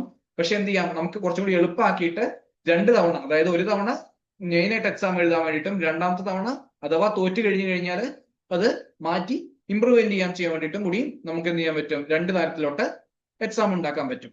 എക്സാമുകൾ വരും 2 തവണ, ഓരോ കൊല്ലവും എക്സാമുകൾ വരും. പിന്നെന്താ? നമ്മളുടെ നിലവിലുള്ള എക്സാമുകളെല്ലാം എന്തിനെ ഫോക്കസ് ചെയ്തിട്ടാണുള്ളത്? എക്സാമിന് മറ്റേ മാർക്കിനെ ഫോക്കസ് ചെയ്തിട്ട്, അതായത് കുട്ടിക്ക് കൂടുതൽ മാർക്ക് കിട്ടണം എന്നുള്ള രീതി മാത്രം നോക്കിയിട്ടാണ്. അപ്പൊ അതിന്റെ ഭാഗമായിട്ട് നമ്മളുടെ രാജ്യത്തും ഒട്ടാകെ അല്ലച്ചാൽ നമ്മളുടെ ഈ കേരളത്തിൽ മാത്രമല്ല രാജ്യത്ത് മൊത്തം എന്തുണ്ടാവുന്നുണ്ട്? ഈ കോച്ചിങ് കൾച്ചർ എന്ന് പറഞ്ഞാൽ എന്ത് പരീക്ഷ ആണെച്ചാലും അതിന് കോച്ചിങ് എടുത്താൽ മാത്രമേ, അലച്ച 10ാം ക്ലാസ് ആണെച്ചാലും കൂടി കഠിനമായിട്ടുള്ള കോച്ചിങ് എടുത്താൽ മാത്രമേ കുട്ടിക്ക് പാസ്സാകാൻ പറ്റുള്ളൂ, അലച്ച കുട്ടിക്ക് മാർക്ക് കിട്ടുള്ളൂ എന്നുള്ള രീതിയിലോട്ട് മാറിപ്പോയിട്ടുണ്ട്. അതിനെ ഒന്നുകൂടി കുറച്ച് കൊണ്ടുവരാൻ വേണ്ടിയിട്ട് ഇപ്പൊ രാജസ്ഥാനിൽ ഈ അടുത്തായിട്ട് ഒരു നിയമം പാസ്സാക്കിയിട്ടുണ്ടായിരുന്നു. അവിടുത്തെ കോച്ചിങ് കൾച്ചറിനെ ഒന്നും കൂടിയും അവിടെയൊക്കെ കണ്ടിട്ടില്ലേ, കോട്ടയിലൊക്കെ വളരെ കഠിനമായിട്ടുള്ള കോച്ചിങ് ആണ്. അപ്പൊ അതിനൊക്കെ ഒന്ന് റെഗുലേറ്റ് ചെയ്യാൻ വേണ്ടിയിട്ടുള്ള ഒരു റൂള് ഈ അടുത്തായിട്ട് ഒരു ആക്ട് രാജസ്ഥാൻ ഗവൺമെന്റ് പാസ്സാക്കിയിട്ടുണ്ടായിരുന്നു. അതേപോലെ ഉള്ളൊരു ഈ കോച്ചിങ് കൾച്ചറിനെ കുറച്ച് കൊണ്ടുവരാൻ വേണ്ടിയിട്ട് കുറച്ചും കൂടി എക്സാംസുകൾ ഈസി ആക്കും. പിന്നെ എന്താ വരുന്നത്? പരാഗ് ഇതേപോലെ വളരെ ഇമ്പോർട്ടന്റ് ആട്ടോ. ദീക്ഷനെ പോലത്തെ ഇമ്പോർട്ടന്റ് ആയിട്ടുള്ള ഒരു കാര്യമാണ് പരാഗിൽ എന്താ പറയുന്നത്? Performance assessment review and analysis of knowledge for holistic development. അപ്പൊ ഇത് കണ്ടിട്ട് പേടിക്കൊന്നും വേണ്ട, നമുക്ക് എല്ലാവർക്കും മനസ്സിലാവുന്നതാണ്. എന്താണ്? ഒരു അസസ്മെന്റ് ചെയ്യാൻ വേണ്ടിയുള്ള ഒരു കാര്യം, പെർഫോമൻസ് അസസ്മെന്റ് ചെയ്യുന്നു, പെർഫോമൻസിനെ റിവ്യൂ ചെയ്യുന്നു, പെർഫോമൻസിനെ അനലൈസിസ് ചെയ്യുന്നു. കുട്ടിയുടെ പെർഫോമൻസ് എന്ത് ചെയ്യുന്നു, നമ്മൾ അത് അസസ്മെന്റ് ചെയ്യുന്നു, അതിനെ റിവ്യൂ ചെയ്യുന്നു, അനലൈസ് ചെയ്യുന്നു. എന്തിന്? Analysis of knowledge for holistic development. നമ്മൾ എപ്പോഴും കേട്ടിട്ടുണ്ട്, NEP തുടങ്ങിയ മുതൽ കേൾക്കുന്നതാണ് എന്ത്? Holistic development. അവന്റെ നോളേജ് ഫോർ ഹോളിസ്റ്റിക് ഡെവലപ്മെന്റിന് വേണ്ടിയിട്ടാണ് എന്ത് ചെയ്യുന്നത്, ഈ കാര്യങ്ങളൊക്കെ ചെയ്യുന്നത്. ഇതെന്താണ്? ഒരു അസസ്മെന്റ് ചെയ്യുന്ന, നമ്മൾ ആദ്യം തന്നെ പറഞ്ഞില്ലേ, ഒരു അസസ്മെന്റ് ആണ്. ഇപ്പൊ എന്ത് ചെയ്യുന്ന, ഒരു അസസ്മെന്റ് ചെയ്യാനുള്ള ഒരു സെന്റർ ആയിട്ടാണ് അത് ആക്ട് ആവുന്നത്. എന്നുവെച്ചാൽ നമ്മളുടെ ഒരു ബേസിക് ഒബ്ജക്റ്റീവ് അലച്ച ഗൈഡ് ലൈൻസ് ഒക്കെ അലച്ച ഒരു സ്റ്റാൻഡേർഡ്സ് സെറ്റിംഗ് നോംസ് ചെയ്യാൻ വേണ്ടിയിട്ട്, നോംസ് ഒക്കെ എന്ത് ചെയ്യാൻ സെറ്റ് ചെയ്യാൻ വേണ്ടിയിട്ടുള്ള ഒരു കാര്യമായിട്ടാണ് ഇത് ആക്ട് ആവുന്നത്. പരാഗ് ആക്ട് ആവുന്നത്. Basic objectives for setting norms, standards and guidelines for student assessment and evaluation. Okay, ഇന്ത്യയിലുള്ള എല്ലാ റെക്കഗ്നൈസ്ഡ് ആയിട്ടുള്ള ബോർഡായ, ഇപ്പോ DHSC ആയിക്കോട്ടെ, വേറെ തമിഴ്നാട്ടിലത്തെ ഏതാണെച്ചാലും അങ്ങനെ ഏതാണെച്ചാലും അവരെല്ലാവരും എങ്ങനെ അസസ്മെന്റ് നടത്തണം, എങ്ങനെ ഒരു കുട്ടിക്ക് ഇവാലുവേഷൻ നടത്തണം എന്നുള്ളതിന്റെ നിയമങ്ങൾ, സ്റ്റാൻഡേർഡ്സ്, ഗൈഡ് ലൈൻസ് സെറ്റ് ചെയ്യാനുള്ള ഒരു ബോർഡായിട്ടാണ് ആര് ആക്ട് ആവുന്നത്? പരാഗ് ആക്ട് ആവുന്നത്. ഇപ്പൊ പരാഗ് എന്താണെന്ന് മനസ്സിലായല്ലോ. അതിന്റെ അണ്ടറിലാണ് വരുന്നത് എന്താണ്? SIS. SIS എന്ന് പറഞ്ഞു കഴിഞ്ഞാൽ സ്റ്റേറ്റ് അച്ചീവ്മെന്റ് സർവേ. ഓരോ സംസ്ഥാനത്തുള്ള സ്കൂളുകളിലെ, സംസ്ഥാന സർക്കാരിന്റെ അണ്ടറിലുള്ള സ്കൂളുകളുടെ അച്ചീവ്മെന്റ് മനസ്സിലാക്കാൻ വേണ്ടിയിട്ടുള്ളതാണ് SIS.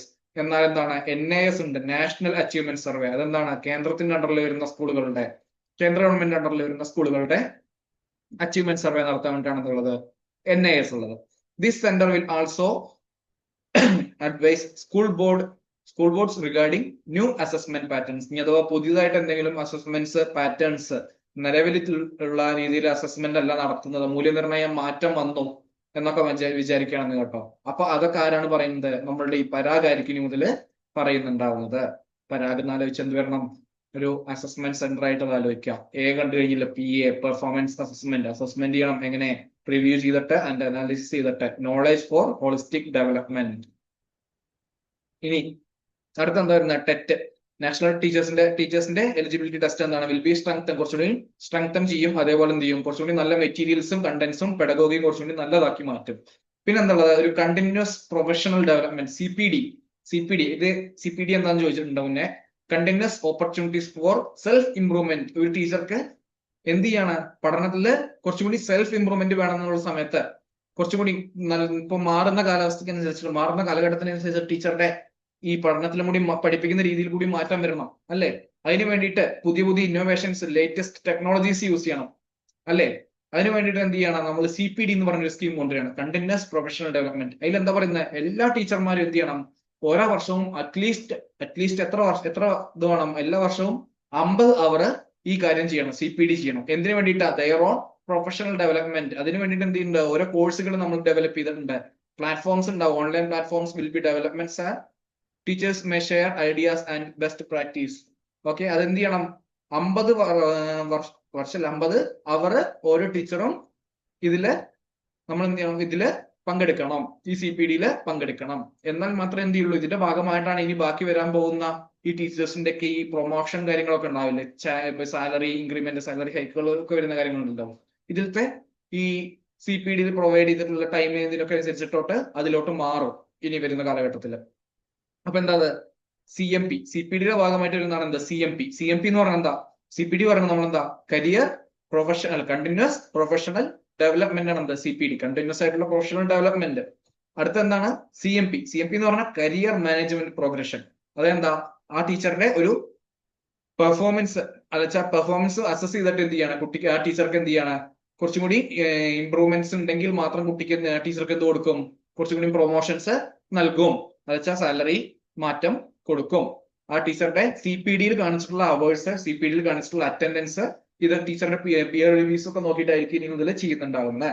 ഇനി അടുത്ത് വരുന്നത് ജസ്റ്റ് ഇതാണ് NPST കേട്ടോ, national professional standards four teachers. അതെന്താ? ഒരു പ്രൊഫഷണൽ സ്റ്റാൻഡേർഡ്സ് സെറ്റിംഗ് ബോഡി ആയിട്ട് വർക്ക് ചെയ്യുന്നതാണ്. എന്ത്? GECയുടെ അണ്ടറിൽ വരുന്ന ഒരു പ്രൊഫഷണൽ സ്റ്റാൻഡേർഡ് സെറ്റിംഗ് ബോഡി ആയിട്ട് മാറുന്നതാണ് എന്ത്? നമ്മളുടെ NPST എന്ന് പറയുന്നത്. ഓക്കെ, ഇത്രയും കാര്യം ഡൗട്ട് ഒന്നും ഇല്ലല്ലോ. ഇനി 2030 ആകുമ്പോഴേക്കും എന്തായിരിക്കണം? ടീച്ചർ എഡ്യൂക്കേഷൻ, ടീച്ചറിന്റെ എഡ്യൂക്കേഷൻസ്, ടീച്ചറെ പഠിപ്പിക്കുന്ന സ്കൂളുകളൊക്കെ എന്തായിരിക്കണം? മൾട്ടി ഡിസിപ്ലിനറി ആയിരിക്കണം. Teacher education will gradually move to 2030 into multidisciplinary colleges and universities. Okay, ഇപ്പൊ 2030 എന്നും ആലോചിക്കുക, ടീച്ചർ എഡ്യൂക്കേഷൻ എന്ന് ആലോചിക്കുക, അതെന്തായിരിക്കണം എന്ന് ആലോചിക്കുക. 2030 ആകുമ്പോഴേക്കും മൾട്ടി ഡിസിപ്ലിനറി കോളേജസ് ആയിട്ട് മാറണം. അതേപോലെ 2030 ആകുമ്പോഴേക്കും എന്തായിരിക്കണം? Minimum degree qualification four teaching, teacher പഠിപ്പിക്കാനുള്ള മിനിമം ക്വാളിഫിക്കേഷൻ എന്തായിട്ട് മാറും? നമ്മുടെ നിലവിലുള്ള 3 വർഷത്തെ ഡിഗ്രി മാറിയിട്ട് 4 ഇയർ ഇന്റഗ്രേറ്റഡ് ബി എഡ് ആയിട്ട് മാറും. ഈ എന്താ B Ed programmes will also emphasise the practice of the fundamental duties. Fundamental duties നമ്മൾ നേരത്തെ പറഞ്ഞു 51A അല്ലേ, പറഞ്ഞ USSR. By 2021, a new comprehensive national curriculum framework NCFTE. NCFTE എന്ന് പറഞ്ഞാൽ എന്താ, 2021 ആകുമ്പോഴേക്കും വന്നു കഴിഞ്ഞു. NCFTE എന്താ, national curriculum framework four. TE എന്ന് കണ്ടു കഴിഞ്ഞാൽ അധികം ടീച്ചേഴ്സ് എഡ്യൂക്കേഷൻ ആയിരിക്കും കേട്ടോ. NCF എന്ന് കണ്ടു കഴിഞ്ഞാൽ ഉറപ്പിച്ചോ നാഷണൽ കരിക്കുലം ഫ്രെയിംവർക്ക് ആയിരിക്കും. നേരത്തെ നമ്മൾ പറഞ്ഞു എന്താ, NCF SC ഉണ്ടായിരുന്നു. SE എന്ന് പറഞ്ഞാൽ എന്താ, സ്കൂൾ എഡ്യൂക്കേഷൻ. അടുത്ത എന്താ, TE എന്ന് പറഞ്ഞാൽ എന്താ ആയപ്പോഴേക്കും ടീച്ചേഴ്സ് എഡ്യൂക്കേഷൻ. അങ്ങനെയൊക്കെ നമുക്ക് എന്ത് ചെയ്യാൻ പറ്റും, ഇതിലത്തെ ഫുൾ ഫോമുകൾ മനസ്സിലാക്കി എടുക്കാൻ പറ്റും നമുക്ക്. ഓക്കെ, ഇത് ആരുടെ അണ്ടറിലായിരിക്കും വരുന്നുണ്ടാവുന്നത്? NCERTയുടെ കൺസൾട്ടേഷന്റെ അണ്ടറിൽ NCTE നടത്തുകയാണ് ചെയ്യുന്നത്. NCTE എന്താ, national council four teachers education അല്ലേ. അടുത്ത എന്താ വരുന്ന, അടുത്ത പേജില് ഞാൻ വേഗം വേഗം പറഞ്ഞു പോകുന്നത്, വളരെ ദീർഘിപ്പിക്കേണ്ട ഒരു വീഡിയോ അല്ല, ജസ്റ്റ് പറഞ്ഞ് മനസ്സിലാക്കി എടുക്കുന്ന കാര്യങ്ങളേ ഉള്ളൂ ഇതിലൊക്കെ. കാരണം നമ്മൾ പറഞ്ഞത് SCDGയുടെ കാര്യത്തിൽ എന്താ, യുഡേസ് ഡാറ്റ വെച്ച് നോക്കുമ്പോൾ എന്താ പറയുന്നത്, 2017 ദിവസം കാലഘട്ടത്തില് 19% സ്റ്റുഡൻസ് ആണ് എന്തുള്ളത് നമ്മളുടെ നിലവില് ഷെഡ്യൂൾഡ് കാസ്റ്റിൽ ഉണ്ടായിരുന്നത് പ്രൈമറി ലെവലില്. പക്ഷെ അതെന്തായിട്ട് മാറി, 17% മാറി. എപ്പോഴേക്ക് എത്തിയപ്പോഴേക്കും, ഹയർ സെക്കൻഡറി ലെവലിൽ എത്തിയപ്പോഴേക്കും ഒരു 2% കുറവുണ്ടായിട്ടുണ്ട്. അതേപോലെ തന്നെ ഈ ST അല്ലച്ച ട്രൈബൽ സ്റ്റുഡൻസിലുള്ളതാണെന്ന് വെച്ചാൽ 10% ഉണ്ടായിരുന്നുള്ളൂ. അതെന്തായിട്ട് മാറി, ഹയർ സെക്കൻഡറി ലെവലിലോട്ട് എത്തിയപ്പോ പ്രൈമറി ലെവലിൽ നിന്ന് 6.8% കുറഞ്ഞിട്ടുണ്ട്. അപ്പൊ ആ കുറവ് എന്ത് ചെയ്യണം, നമുക്ക് മാറ്റണം. അപ്പൊ ഈ സ്പെഷ്യൽ നീഡ്സിന് വേണ്ടിയിട്ടുള്ള കുട്ടികൾ ഉണ്ടാവുമല്ലോ, അതായത് ഈ ഡിസബിലിറ്റീസ് ഉള്ള കുട്ടികൾ ഉണ്ടാവില്ല, ചിൽഡ്രൻസ് വിത്ത് സ്പെഷ്യൽ നീഡ് അഥവാ CWSN അല്ലെങ്കിൽ ദിവ്യാങ് നിങ്ങൾ എവിടെ കണ്ടാലും നമ്മൾ ആലോചിക്കേണ്ടത് എന്താണ്, കുറച്ചും കൂടി സ്പെഷ്യൽ നീഡ്സ് വേണ്ട ഒരു കുറച്ച് കുട്ടികൾ ഉണ്ടാവുമല്ലോ നമ്മളുടെ ഈ നമ്മൾ പറയാറുണ്ട് ED അങ്ങനെയൊക്കെ പറയാറില്ലേ, ആ കുട്ടികളൊക്കെ അവർക്കൊക്കെ വേണ്ടിയിട്ട് സ്പെഷ്യൽ നീഡ്സ് വേണ്ടിയിട്ടുള്ള ഡിസബിലിറ്റീസ് ഉള്ള കുട്ടികൾക്കൊക്കെ വേണ്ടിയിട്ട് എന്ത് ചെയ്യാണ്, കുറച്ചും കൂടി സെപ്പറേറ്റ് സ്ട്രാറ്റജീസ് ഫോർമുലേറ്റ് ചെയ്യും. അവരെ കൂടുതൽ ഫോക്കസ് ചെയ്യാൻ വേണ്ടിയിട്ട്, അവർക്ക് സോഷ്യൽ കാറ്റഗറി ഗ്യാപ്സ് റെഡ്യൂസ് ചെയ്യാൻ വേണ്ടിയിട്ട് നമ്മൾ എന്ത് ചെയ്യും, അവർക്ക് വേണ്ടിയിട്ട് ഒരു പെഡഗോഗിക് സ്ട്രക്ചർ കൊണ്ടുവരും. ഇനി എന്താ ഉള്ളത്, സ്പെഷ്യൽ എഡ്യൂക്കേഷൻ സോൺ. ഒരു സ്പെഷ്യൽ ആയിട്ട് എഡ്യൂക്കേഷൻ സോൺ എന്ന് പറഞ്ഞ ഒരു വിദ്യാഭ്യാസ മേഖലയായിട്ട് പറയാൻ വെച്ചാൽ മേഖല എന്ന് പറയാൻ പറ്റില്ല, ആ ഒരു ഭാഗത്തെ ആ ഒരു സ്ഥലത്തിന് മേഖല തന്നെ വേണമല്ലോ പറയാൻ, ആ ഒരു ഭാഗങ്ങള് കുറച്ച് സ്ഥലങ്ങളെ ചേർത്തിട്ട് നമുക്ക് സ്പെഷ്യൽ എഡ്യൂക്കേഷൻ സോൺ എന്ന് പറയാം.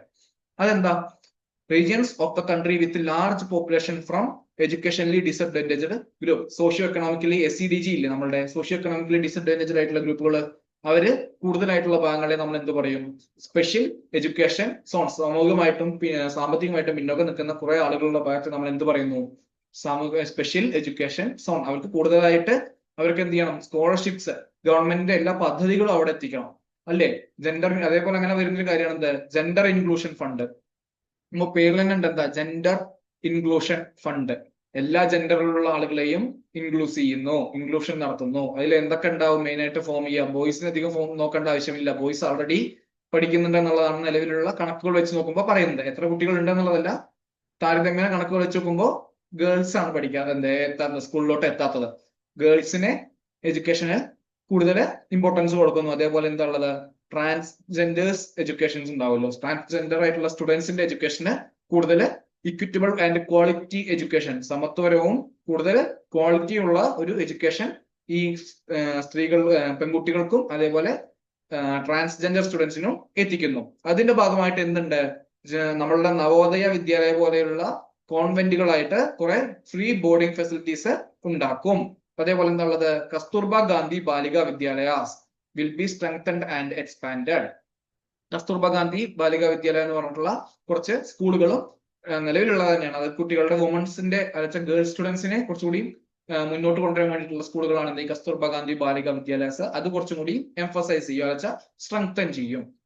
ഇനി എന്താ വരുന്നത്, നമ്മുടെ യുഡേസ് ഡാറ്റ വെച്ചിട്ട് 28% എന്തുള്ളത് ഇന്ത്യയുടെ പബ്ലിക് സ്കൂളിൽ നിലവിലുള്ള കുട്ടികൾ പഠിക്കുന്നത്. അത് പ്രൈമറി സ്കൂളിൽ 14.8%, അല്ല പ്രൈമറി സ്കൂളുകളിൽ 28%, അപ്പർ പ്രൈമറി സ്കൂളിലോട്ട് എത്തിയപ്പോഴേക്കും അത് 14%. അപ്പൊ എല്ലാ ക്ലാസ്സുകളിലും ഒരു ആവറേജ് എടുത്ത് നോക്കുമ്പോൾ എത്ര എഴുതുന്നുള്ളൂ, ഒരു 14 കുട്ടികളാണ് ഓരോ ക്ലാസ്സിലും പഠിക്കുന്നത്, എലിമെന്ററി സ്കൂളിൽ പഠിക്കുന്നതാണ് പറയുന്നത്.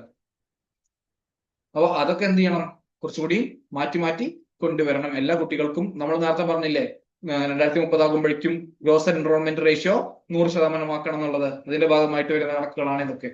അതേപോലെ എന്താ സ്കൂൾ കോംപ്ലക്സ് എന്ന് പറഞ്ഞ സെറ്റപ്പ്. സ്കൂൾ കോംപ്ലക്സ് എന്ന് പറഞ്ഞു കഴിഞ്ഞാല് അതെന്താ ഒരു 5 കിലോമീറ്റർ 5 to 10 കിലോമീറ്റർ റേഡിയസിന്റെ ഉള്ളിൽ, ഓക്കെ, 5 to 10 കിലോമീറ്റർ റേഡിയസിന്റെ ഉള്ളിൽ എന്തുണ്ടാവണം? ഒരു സ്കൂള്, അതായത് അംഗനവാടി ഉണ്ടാവണം. അംഗനവാടി, അതേപോലെ ഒരു UP അലച്ച LP UP, അതേപോലെ ഹൈസ്കൂള്. ഇത് ചിലപ്പോൾ ഒരുമിച്ചിട്ട് വന്നാലും മതി, വേറെ വേറെ ഭാഗമായിട്ട് കിടന്നാലും കുഴപ്പമില്ല. അതേപോലെ ഒരു ഹയർ സെക്കൻഡറി സ്കൂളുകൾ. ഇത്രയും കാര്യങ്ങൾ ഒരു 5 to 10 കിലോമീറ്റർ റേഡിയസിന്റെ ഉള്ളിൽ ഇന്ത്യയുടെ എല്ലാ ഭാഗങ്ങളിലും ഉണ്ടായിരിക്കണം എന്ന് പറയുന്നതാണ് എന്ത് നമ്മളുടെ സ്കൂൾ കോംപ്ലക്സ് എന്ന് പറയുന്ന ഒരു കൺസെപ്റ്റ്. ഓക്കെ, എന്ത് സ്കൂൾ കോംപ്ലക്സ് കൺസെപ്റ്റ് മനസ്സിലാക്കി വെച്ചാൽ മതി അതൊക്കെ. പിന്നെ വരുന്നതാണ് എന്ത് സാമാജിക് ചേതന കേന്ദ്രം. സാമാജിക് ചേതന കേന്ദ്രം എന്ന് പറഞ്ഞാൽ നമ്മുടെ സ്കൂളുകളിലൊക്കെ ചിലപ്പോൾ ഉപയോഗിക്കാതെ കിടക്കുന്ന കുറച്ച് ബിൽഡിംഗ് ഒക്കെ ഉണ്ടാവുമല്ലോ, അതൊന്നും കൂടി വൃത്തിയാക്കി എടുത്തിട്ട് കുറച്ചും കൂടി സോഷ്യൽ അലച്ച് ഇന്റലക്ച്വൽ വോളണ്ടിയർ ആക്ടിവിറ്റീസിന് വേണ്ടിയിട്ട് അലച്ച ആ ഒരു ഇൻഫ്രാസ്ട്രക്ചർ നല്ല രീതിക്ക് ഉപയോഗിക്കാൻ വേണ്ടിയിട്ട് ക്ലബ്ബുകളൊക്കെ ആയിട്ട് മാറ്റി ഉപയോഗിക്കാൻ വേണ്ടിയിട്ട് ഉള്ള ഒരു സ്കീമാണ് എന്ത് സാമാജിക് ചേതന കേന്ദ്രം. ഓക്കെ, ഇനി ഡിപ്പാർട്ട്മെന്റ് ഓഫ് സ്കൂൾ എഡ്യൂക്കേഷൻ എന്ന് പറഞ്ഞിട്ട് DSC എന്ന് പറയും.